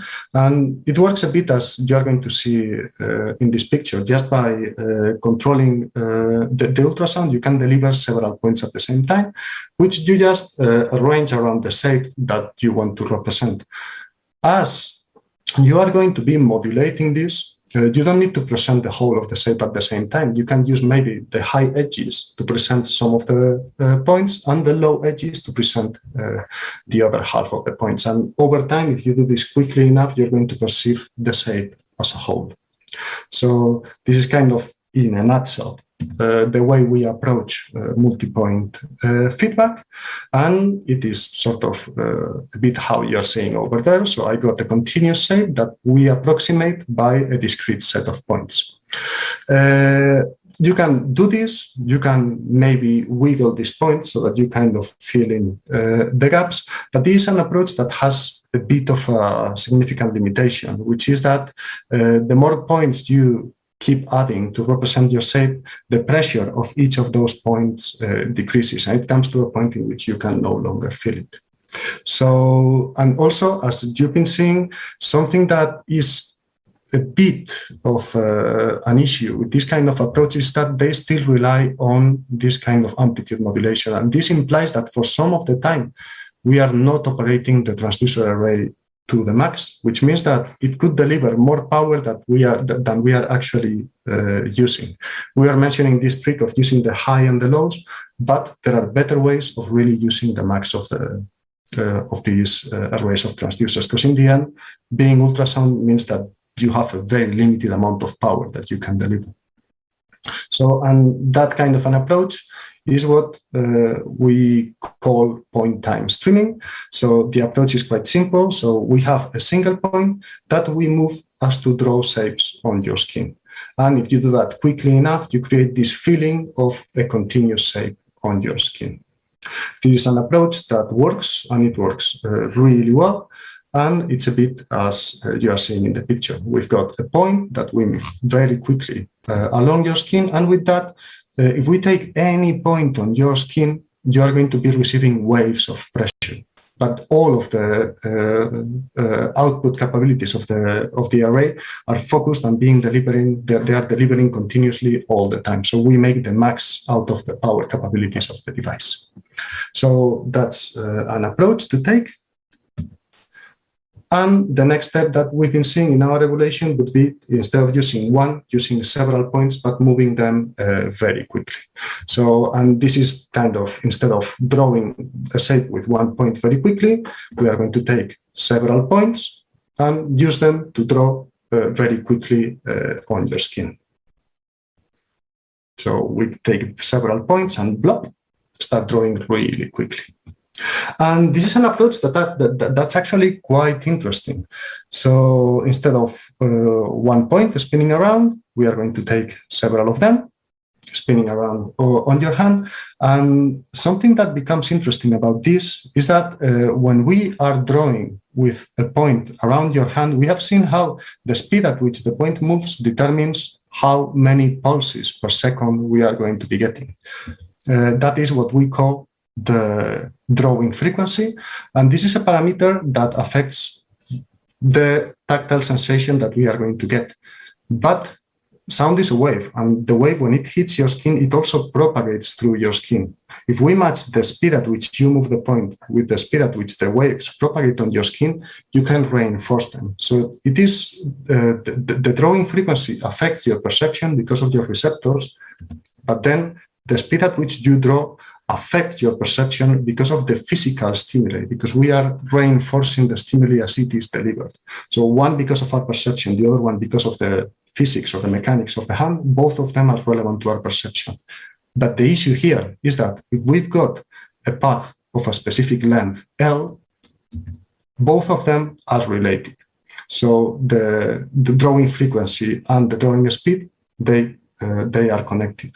The big advantage of this approach is that instead of having a fixed drawing speed given the frequency that we want or the other way around, we can use the number of points as something that mediates this kind of an interaction. So if I want to fix the drawing speed, I can use the number of points to get more frequency, or I can fix, or I can see it as I'm fixing my frequency. And in this case, adding more points allow me to decrease that drawing speed. So in a way, this allows us to use this number of points to make this feature, instead of a constraint, something that we can control. So this is kind of a summary of what we've been doing, and we've been throwing quite a lot of research into this, and we know now that the way we stimulate different features, it's going to affect our perception, the role of this drawing frequency and drawing speed, even the salient features that we need to reinforce. However, we also know that if we want to go from ultrasound to touch, we still have a very long way to go. Like if we even take a look at the receptors, we are only, we know that these receptors can deliver like lots of different sensations, like vibration, but if we also start thinking of muscles or even connective tissue, we can start thinking of proprioception, temperature, pain. There are really a lot of sensations that our receptors can detect, and that's only if we consider the functional touch, our ability of getting some stimuli from the world outside us. If on top of this, we start taking into account those neurocognitive models that Alberto was mentioning, or even that emotional and affective responses, all of a sudden we start dealing with many other aspects like bonding, agency, attachment, which, as Alberto was saying, they are only kind of the symptoms of a much more complex underlying neurocognitive model. All of this is what trying to deal with our touch entails. And if we take a look at what we can actually do with ultrasound, well, we know for starters that we are only engaging with the mechanoreceptors in our skin. So we are not going to deal with all that we can even perceive in the world. Then we also know that we have very different types of skins. Like most of this research has been based mostly on this guy here, on the palm. And like our skin, like different parts of the body have very different skins. Like over here, I'm going with glabros and no glabros. And just when you start targeting kind of hairy skin, you're going to have a very different distribution of receptors. And in general, even the kind of sensations that you are going to create, like if we start thinking about stroking, which is something that we mammals, like it is really connected to our bonding and our social interactions. Like, it is not only about the pressure, the receptors that you're doing, even the timing, the pace at which you stroke has very strong connections to the kind of emotional response that you are going to create. Which, if on top of that, we connect to that kind of, it's not only that we have different types of skins, they also have like different density of receptors. And you all know this guy, the homunculus. Dealing with this kind of experience is really a very complex issue, which on top of that, as the last year has shown us, can change at a moment's notice. All of a sudden, we cannot touch. I was going to cut the hands of the homunculus, but it just felt wrong, so just left it there. So really, we can kind of conclude that ultrasound is just not enough, right? And still, within the context of our project, what we want to do is to take middle haptics and really try and take on the whole complexity of this sense of touch. And this is something that we want to do by engaging with a range of technologies, but I wanted to maybe start with some kind of examples to get an idea of the ambition. Like we could think maybe of, say, like a shopping scenario in which we are going to buy something. We want to keep it contactless for a range of reasons. Maybe we are interacting in VR, maybe it's in a public space, but pandemics happen. So in this case, if you are going to buy, we could detect that when you want to buy, we would like to increase your sense of agency and maybe decrease your attachment. So we want to make sure that you are in control when you're taking this decision, but we also want you to make a very rational decision. We don't want you to be buying on an impulse. It doesn't feel like right.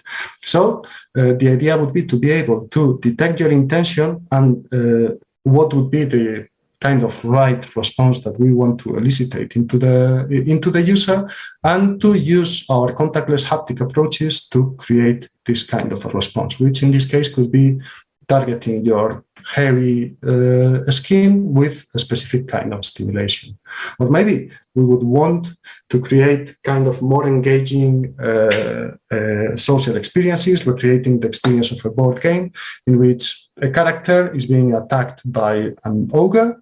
So he's going to get kind of functional haptics, sort of a sensation of a blast onto his forearm, but at the same time the other character is healing him, so we want him to get also some kind of calming sensation. So we would like maybe to increase the arousal just to convey the danger, but also to increase the attachment as to create that kind of a social connection between the characters. So really trying to use touch not only to detect or understand objects, but to be able to engage with those kind of emotional responses.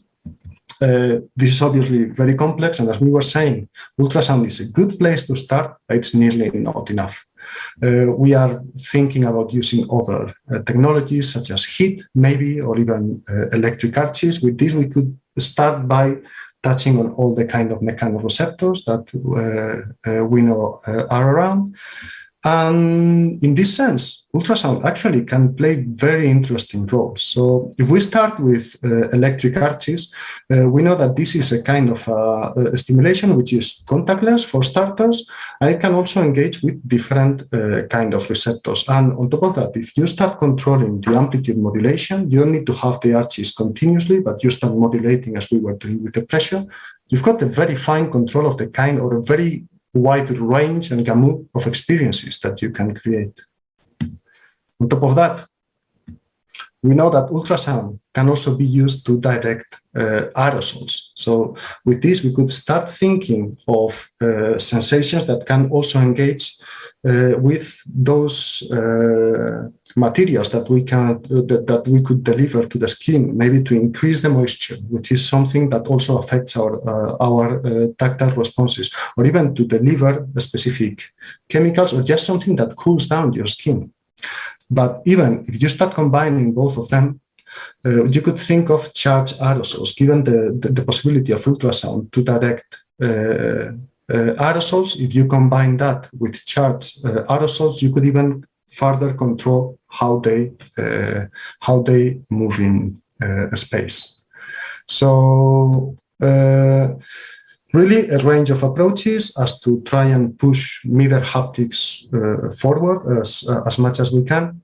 However, and this is something that I really hope should have you cringing by now, is this something that we even want? Like, I mean, for starters, it's not only that you are getting tactile feedback, it is the fact that I'm saying, hey, and I want you to not be attached. I want you to be aroused. Like, in a way, it is not only about something touching your body, it's about something kind of touching your feelings, your emotional responses.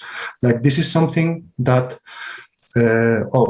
we're powering via AI, and this is actually like a big challenge just to try and figure out these neurocognitive models that Alberto was saying. But this is something in which ethics plays a key role. What is it right to do? What kind of permits are we going to require from the user? And even if I have their permission, is it really ethical to modulate their emotional response in this way? So this is kind of a bit of a summary of where we're coming from, what we see ultrasound as a tool, and why we think it is something that has potential in this space. This is a project that we are exploring, not only us at UCL, but also with partners at Copenhagen and Universidad Pública de Navarra in Spain, and also together with Ultraleap, Softserve, and CrowdHelix. I'm also adding a link to our webpage over here in the bottom. So if you want to join us and reach out, like, we're going to be more than happy. And with this, I would like to finish. Thanks a lot for listening. And if you have any questions.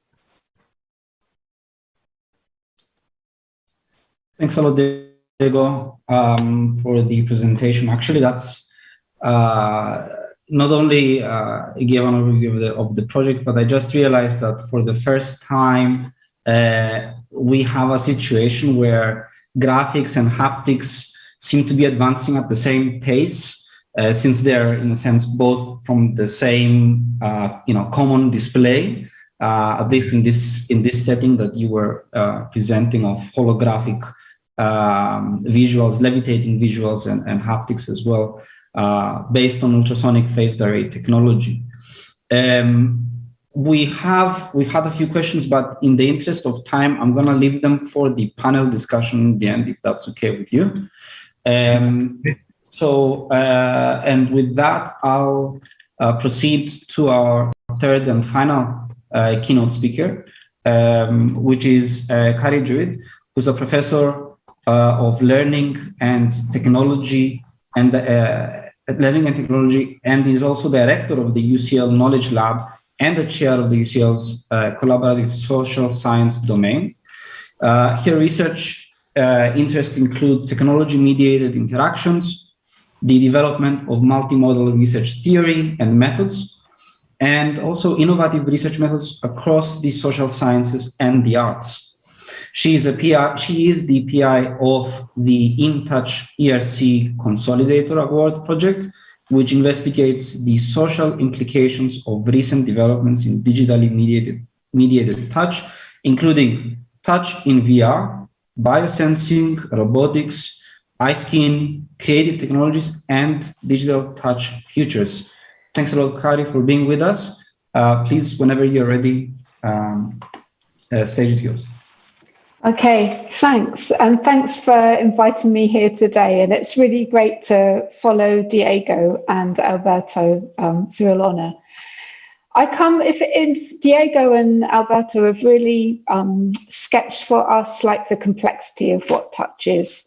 And in a way, what I'm doing is coming to the outer edge of the circle that Diego showed us. So for me, I'm coming from looking at the sociality of touch. And so technologies remediate the ways in which we touch in fascinating ways, as we've seen today. They simulate, they stretch, they reconfigure our touch sensations and resources and bring in new touch practices.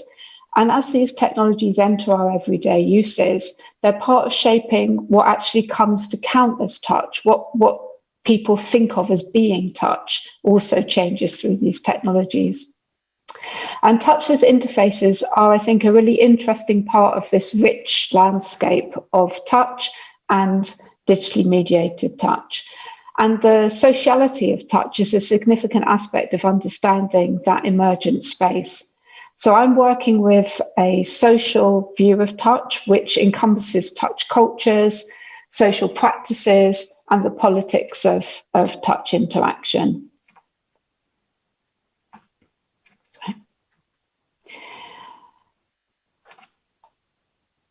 So technologies are a part of a very broad social landscape, and both Alberto and Diego have talked about, what we see touch as being, and this question of low, no touch, and where we're going in our touch landscape.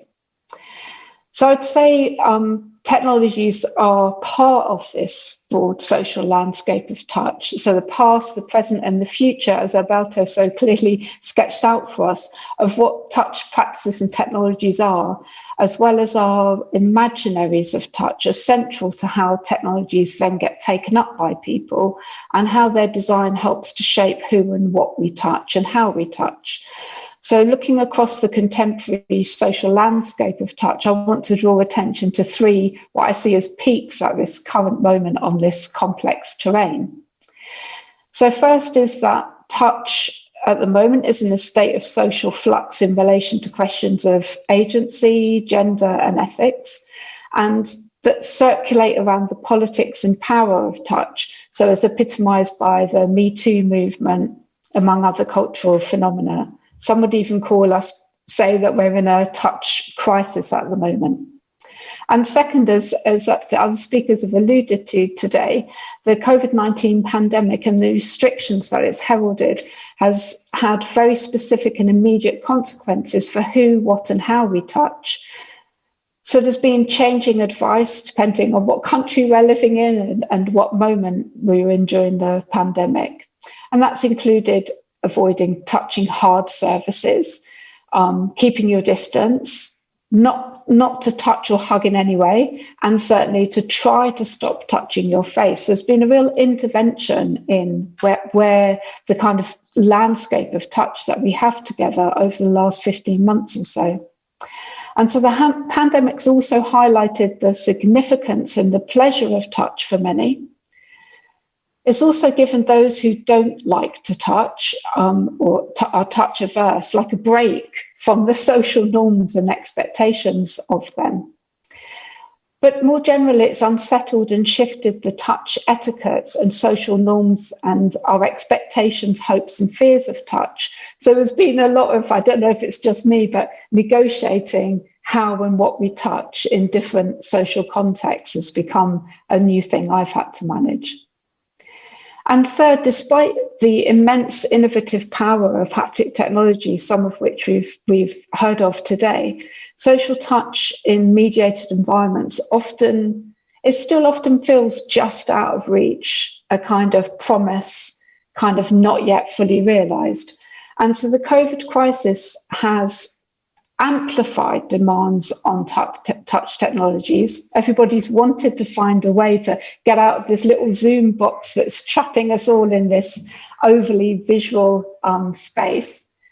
And so there's been lots of demands on touch technologies, as well as like a lot of hype and concerns as to how technologies might be deployed and used for touch, and the social implications of doing so. So I don't know, the question is the field of haptics itself having at least a small moment of some kind of crisis? So I guess I'm saying that we need to really get a grip, all puns intended, on the social and cultural implications and significance of this shifting tactile technoscape. So central to doing this is, we've seen, especially in Diego's talk, like the immense innovation and development within touchless technologies and within haptics more generally. And just trying to light myself up a little bit more here in this dark hotel room. So we've seen that kind of innovation development. And as a social scientist, for me, I think central to getting a grip on the social and cultural implications and significance of touch is to close the gap between the advances within haptics and social science understanding of the social and sensorial possibilities of digitally mediated touch. And so in the remainder of this talk, I'm going to touch on 4 interconnected, socially orientated provocations at a slightly different level than we've had to date today, that I hope resonate with and raise questions for the design and development of haptics, and specifically touchless interfaces.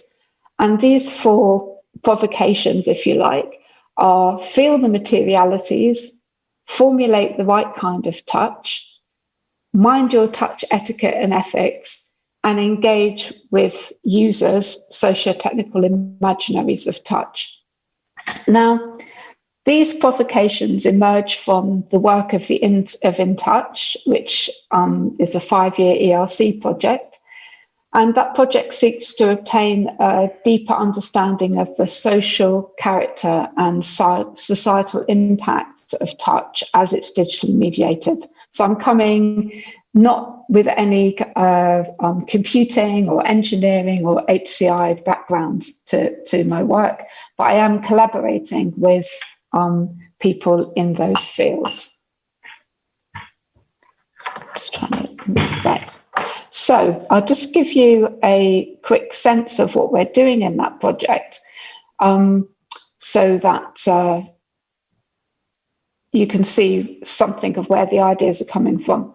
So In Touch consists of a series of interconnected, or 12 interdisciplinary case studies, and that map the landscape of digital touch by honing in on the design and use of touch technologies in context.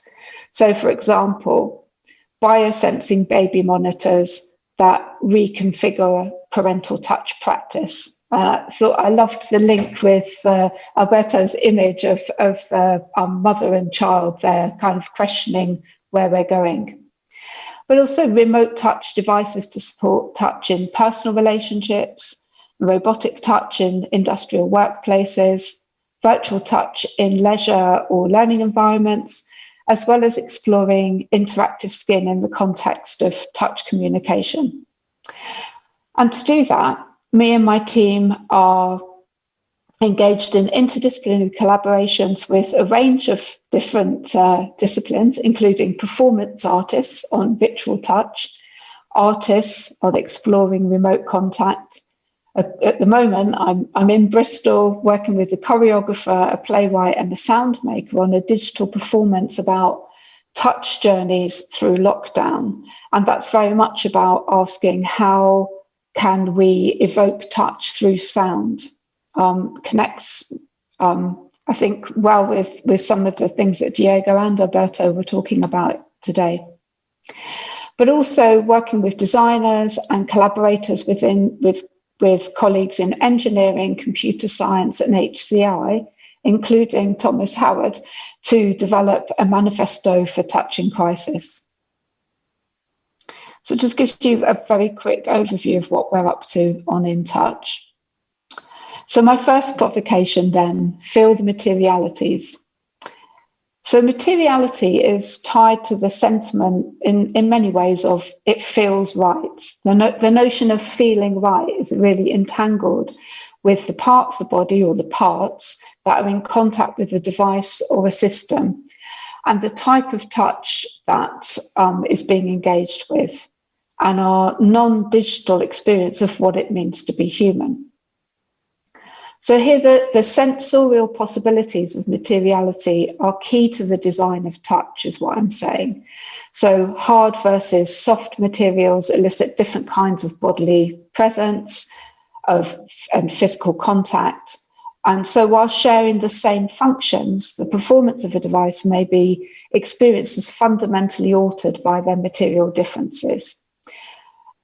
It's implied that soft interfaces may signal vulnerability, maybe also some kind of sensuality, and comfort and trust in ways that hard interfaces don't always do. So making materiality central to shaping interaction experiences. So materiality is, for example, implicit in the gendering of digital touch landscape. So it can be felt in the textual design of devices and the provenance of materials. So that is the ways in which a material has historically been used over time comes to shape the kinds of associations we bring to it, the meanings and values that we bring to the feel of a particular object or in this case, technological device or experience. So soft, smooth textures, slight vibrations and sensations are thus used to often associated with materializing a feminine touch, whereas harder, rougher textures used to materialize a masculine touch. That's not to say that they are masculine or feminine, but that gender is being evoked through materiality. And devices that involve caring touch are also gendered through the context of their use and their materiality, such as like the soft materiality of a slowly inflating air pockets of wearables designed to give calm, comfort, and smooth feelings. So on the one hand, materialities include those of the body and are central to the uptake and the subversion and disruption of both of reshaping touch and technological affordances. And on the other, the ongoing process of digital dematerialization is seen to have disengaged with and neglected the values of the physical world, leaving behind bodies, artifacts, and interactions, which is a bit where we came into with Diego's talk today. So I suppose the question for me is, where do you position touchless technologies within that debate? And what are the material qualities and feel of touchless interfaces? So materiality is brought differently into question in VR environments, as we've heard, where typically inferred sensations of touch are derived from visual graphics or linked to controllers or devices that convey haptic feedback.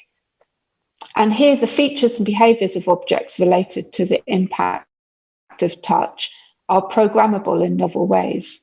And designers are reconfiguring the expressive potentials of touch, and this opens up a space for generating entirely different types of touch. And that kind of poses challenges for users who need to work to negotiate this volatility of potential meanings of touch, where the boundaries between touch in the virtual or the touchless and the physical world are all blurred and in flux. So a question for me is, what do touchless interfaces require the user to negotiate? To pick up on something I think Alberto was saying, like, what do we have to give up? What do we get that's new, but what are we giving up? And to bring in new materialities of touch, are they mimicking existing touch or reconfiguring our current touch repertoire? So I think it's useful to ask how touchless technologies kind of create the relationship between materiality, technical affordances, and users' experiences, and how these things play out towards the feel of touchless interfaces. So my second provocation is formulate the right kind of touch. And in Diego's talk, which I found amazing, I think this idea of what the right kind of touch, I could definitely see this going on there. So across our research technologies that we're looking at, across the different case studies, the technologies were seen to be reformulating what counts as touch and what's considered also the right kind of touch, and how we gain knowledge through touch. And in this, in turn, that kind of transforms the types of touch that are available to users with different technologies, when they need to touch, when touch happens, between what and who, and the knowledge that they gain through that kind of touch interaction. So I'll introduce these images in a minute and they'll all make sense. So the right kind of touch is very deeply bound up with norms and moralities of touch that circulate in different cultures, communities, and society. And often touch technologies are entering into already existing, complex, and contested contexts, making the question of what's the right touch of a political question.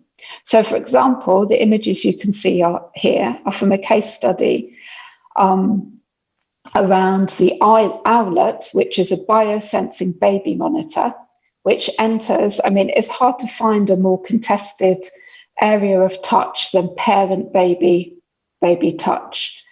And the question of, so the technology enters that contested landscape with a conceptualization of a right kind of parent-baby touch, which it sets out to reproduce and maintain. So this technology doesn't directly take on the role of touching a baby by the parent. Rather, it works to intervene in this really broad sensory landscape of parent-baby touch. And what it's trying to do is reduce nighttime checking touch and to discourage parents from co-sleeping with their babies. So, and how it's doing that is by providing remote sensing data to parents in an effort to make them, like on their mobile phone, in an effort to make them feel okay about being physically remote from their new infant. So for some, just that whole idea was just so distinct and devoid of the idea of human touch that it was just rejected as completely redundant anyway. So they stopped using the technology. But what Owlet demonstrates particularly well is the ways in which a technology can serve to reconfigure what knowing touch is.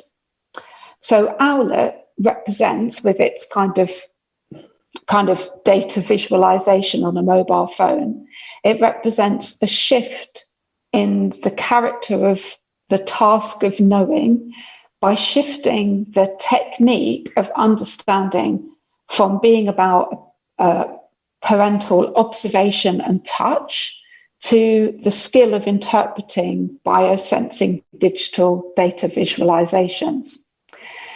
And what I mean by that is that the technology removes or lessens the value or trust in a physically felt or observed knowledge of the child.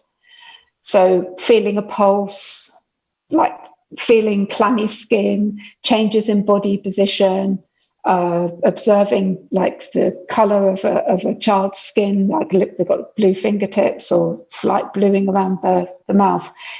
So that exemplifies the ways in which technologies may come to shape touch, to remove types of touch, and to reimagine the role of a user's sensory experience of knowing. And that points to the potential of multimodal and sensorial representational shifts facilitated by technology. So here, Owlet, but also we saw the same in relation to virtual touch and robotic touch in the workplace, that there's the technology's shifting and shaping touch habits, routines, and ultimately human subjectivities. So my question is, how are or do touchless interface formulate a right kind of touch? And so we saw that bit in the kind of video of the car, like these very particular types of touch, and what touches are being removed and what ones are being replaced by touchless technologies, and what might the unintended consequences of that be. So my third provocation is mind your touch etiquette and ethics. Now, questions of ethics, which both Alberto and Diego raised in their talks as well, are intrinsically bound up with notions of what it means to be human and considerations of good and bad and right and wrong at a very basic level. But the power of touch places it at the heart of such questions.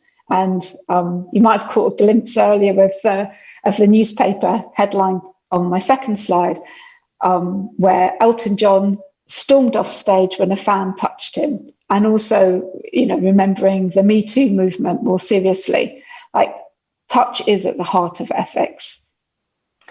So participants in many of the In Touch case studies, including the images that I'm showing here from the tactile emoticon, which was a research tool designed with colleagues in UCLIC at UCL, a research tool designed to study the sending and receiving of remote touch.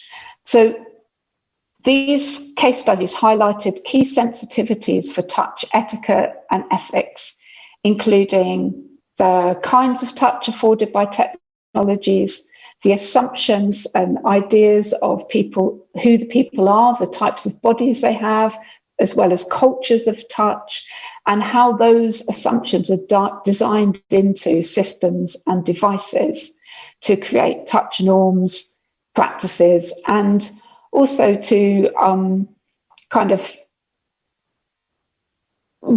also raising questions around the kind of nature and significance of tactile data. What might this data come to be, and what kinds of relationships and environments are supported or restricted by devices? So that's the question, like what kinds of touch etiquettes do touchless interfaces draw on and require?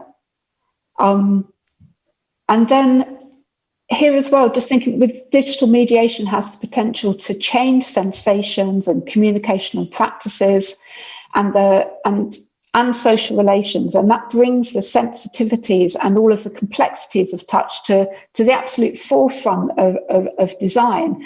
That makes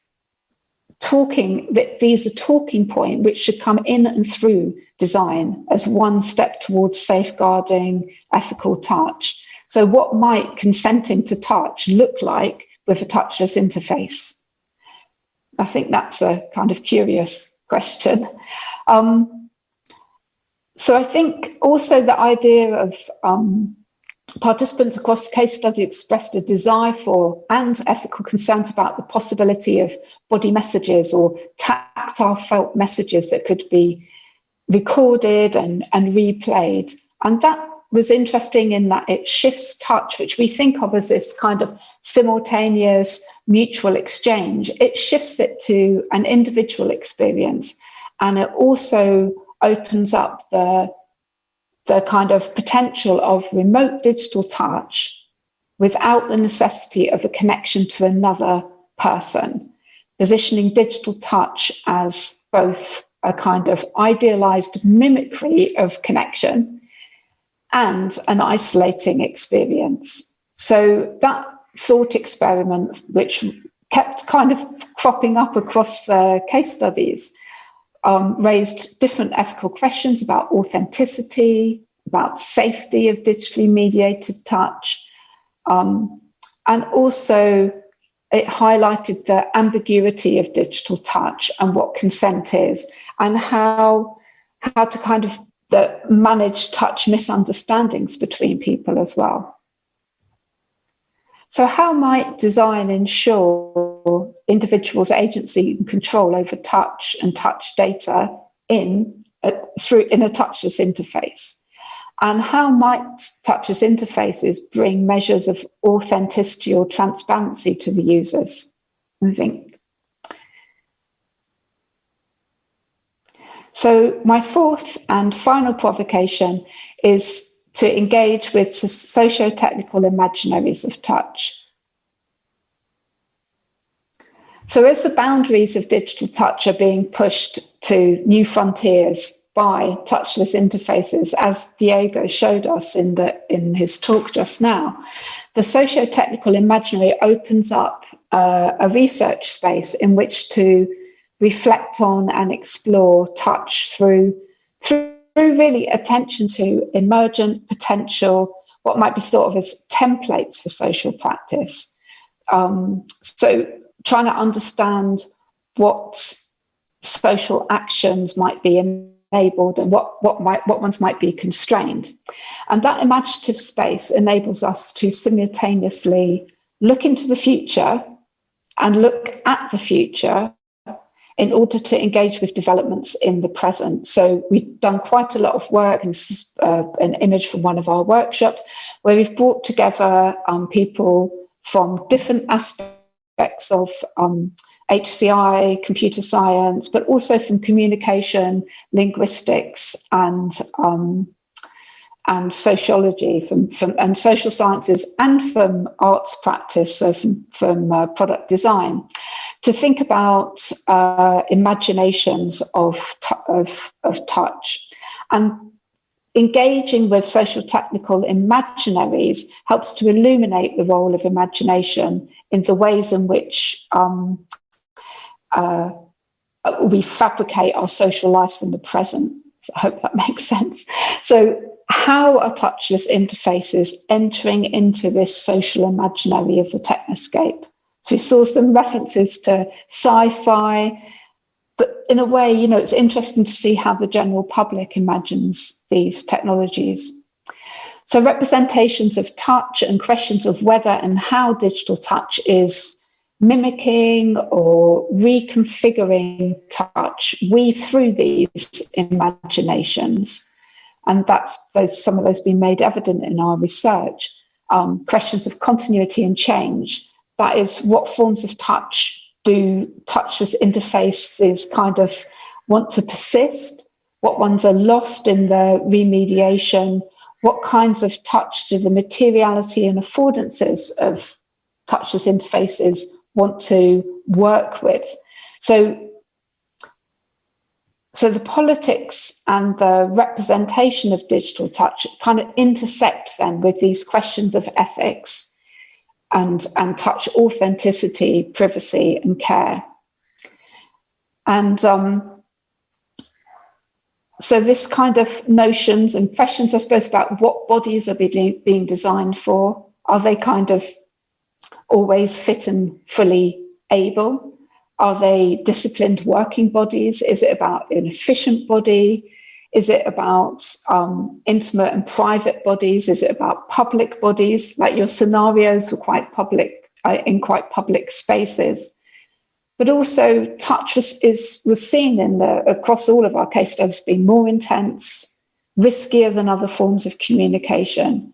And the imaginations of the primary space for touch were in domestic spaces, a kind of neutral backdrop for touch, rather than being in this mobile public space. So touch being a kind of intimate and private sense, if you like. And also questions around the temporality of touch that, as participants in our studies imagined the future of touch, they kind of wanted to resist the experiences of immediacy, spontaneity, speed, and all the obligations and expectations that other communicational media and means, such as the visual, bring with them. So touch was in this slower space for people, a more important space. So such imaginaries kind of provide a window then on the social expectations of where new technologies like touchless interfaces might land, how they might land, and what features and resources of touch are a part of the imaginary of touchless interfaces becomes a key question. Where's the body? What's the temporality of this technology? What boundaries between the bodies and technologies do touchless interfaces kind of establish or break? And so attending to these socio-technical imaginaries can guide our research and design, and the imaginations of those that we are designing with and for is also one way to embed ethical values into the design of technologies. So the provocations and the studies that I've sketched very briefly today are discussed in our project publications, which you can find on our website. And finally, we've also developed a Designing Digital Touch Toolkit, which is available online with colleagues in computer science and engineering, including Jürgen Steimel, Heiss Huisman, and Thomas Howard. To name a few. We're also developing a manifesto for digital social touch in crisis that offers a vision to challenge and provoke debates, insights, and inspire questions, hopefully, and inform or contribute to design on the social and sensory aspects of digital touch experiences. So I hope that these socially oriented tools and provocations that I've shared are useful to contribute to your work in touchless interfaces. Thank you.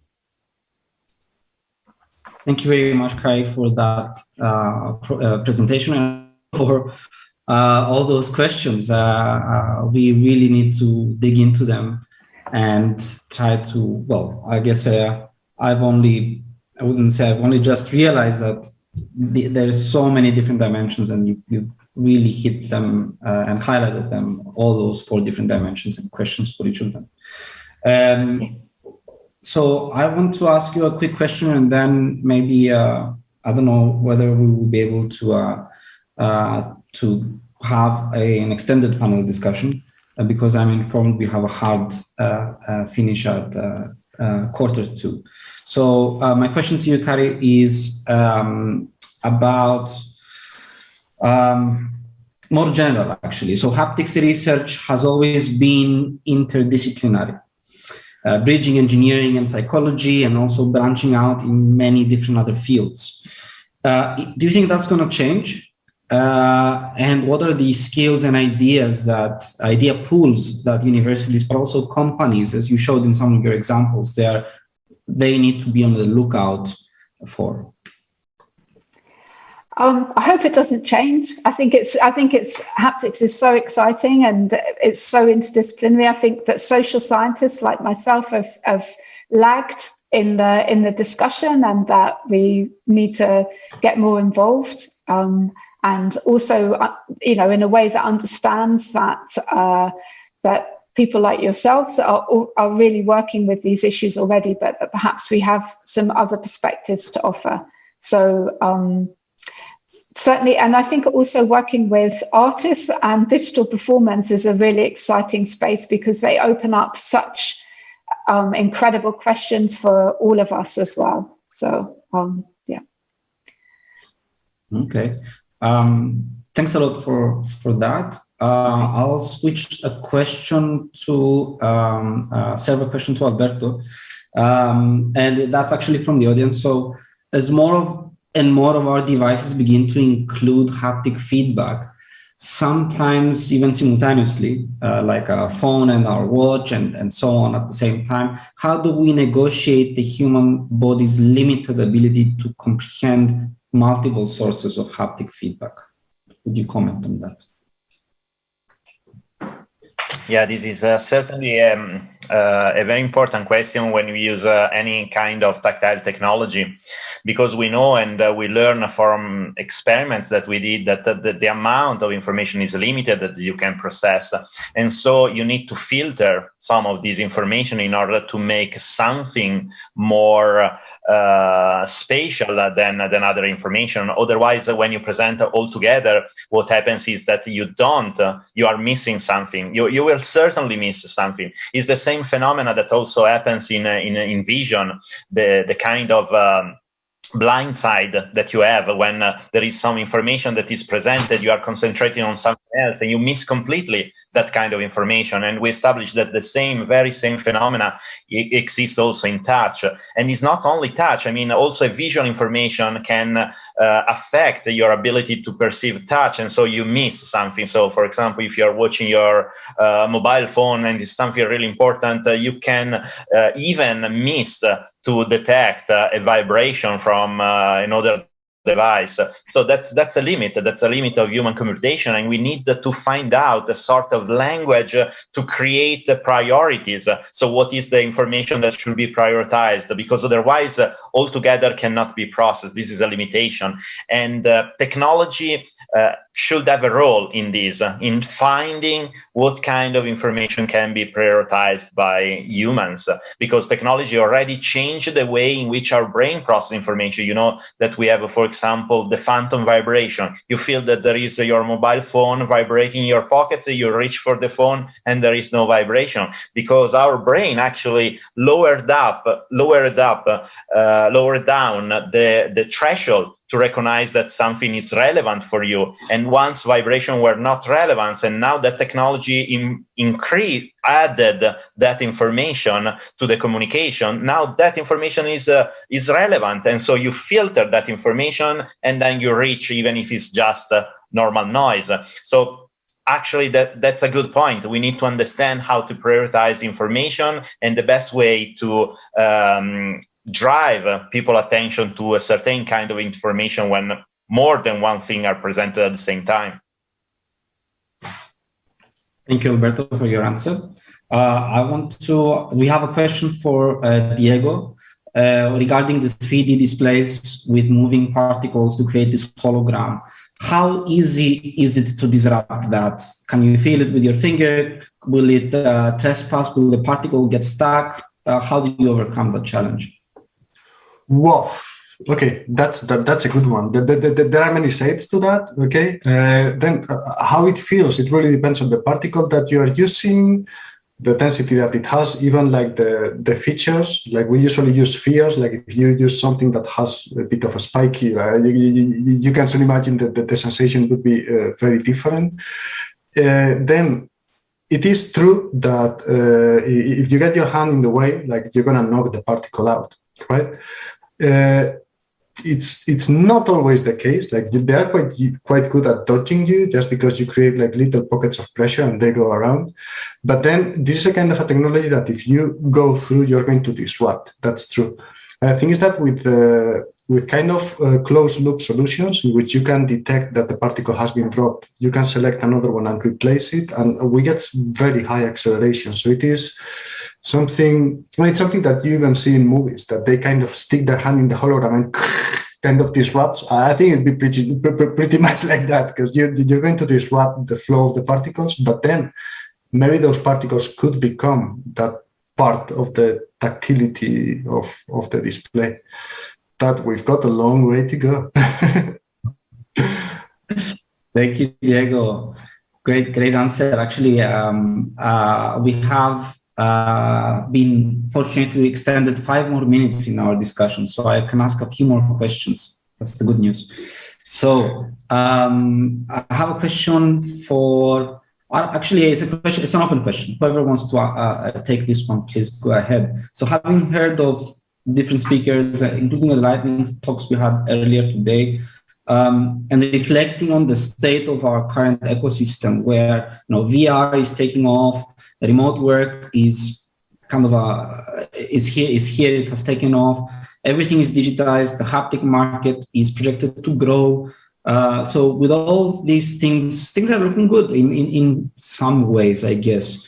What is missing, and what is the opportunity for AI that has revolutionized everything else? What are the opportunities? What are the dangers there? If anyone wants to comment, please jump in.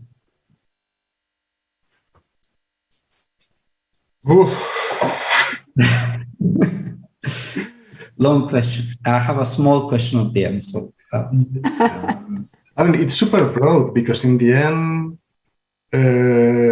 and it's a bit touching maybe on what Alberto was saying, there is so much that we still don't understand about that neurocognitive model that are driving everything. And then it's not even, we say touch, and it's like a passive thing, that we know there is like the active touch as well, and we need to take part. And in the end, I mean, AI can mediate all of that, and in theory, it could help even without us really understanding all those models, although however frustrating we might find that to be. I think the danger is really well shown in the sci-fi clips that both the other speakers chose, which is touch, which is fundamentally about connection, about bonding, about attachment, about emotional togetherness, whatever that is, gets disrupted through technology into something that, as I said in my talk, like idealized mimics what that's meant to be, with no emotion, with no real touch. And so I think it's that you have touch that doesn't enable connection. That's the massive danger for me, I think. Yeah, I totally agree with this point. I mean, one big problem is if we think that is sufficient, that level, and we set everything for that level, and we said, okay, that will be touch for the future. That is not enough. We need something more. We need to go forward and improve touch and feeling more touch, not less. So we don't need to stop at a certain level and try to say that is the level that will substitute the tactile interaction in the future. That is not the way. We need to go further than that and reach something that eventually will be even more engaging than our physical touch. I don't think it's possible to engage more than physical touch, because it's the most engaging sensory modality that we have, and nature program has to be like that. But still, at least that is the level that we need. Nothing less is acceptable in some way. So, do you think that touchless touch is a good thing or a bad thing, or do we just need to wait and see? There's no such thing as a technology being good or bad. As there's you can use it and make, like, some of the work that is going on, like it's being pointed to. There's like touching things you can't touch now, touching things that are too ephemeral, too tiny, too dangerous, you know, like that's amazing. But if it just turned into like another part of the sex industry online, I think I'd be a bit sad about that. But so I don't think the technology could be good or bad. It's us humans that are the problem. I mean, I 100% agree, but I think just the steps required to actually be able to get there when you are, because it is like connecting to AI, we need to be able to understand ourselves enough as to see what's going to be the emotional response of that stimulation, and then just go the other way around. So I want you to take you from this state to that other state. How do I do that? You know, like that's a leap. That's a gigantic leap. So for me, just being able to, it's like the insight, the understanding about human nature that we would get from that. That's fascinating. It is worth knowing just as a way of understanding ourselves. Then let's hope we've got the moral and the ethics as to use it for proper, and that's scary. Thanks a lot, Diego, and thanks a lot, everyone. That brings us to the end of this cross-cutting challenge. Thanks to all the speakers, thanks to the organizers, and thanks to the audience for their participation. Thanks a lot. Thank you very much. And thanks everyone for being there. And meet you personally physically in some next haptics. And to touch. Touch, yeah. Thank you.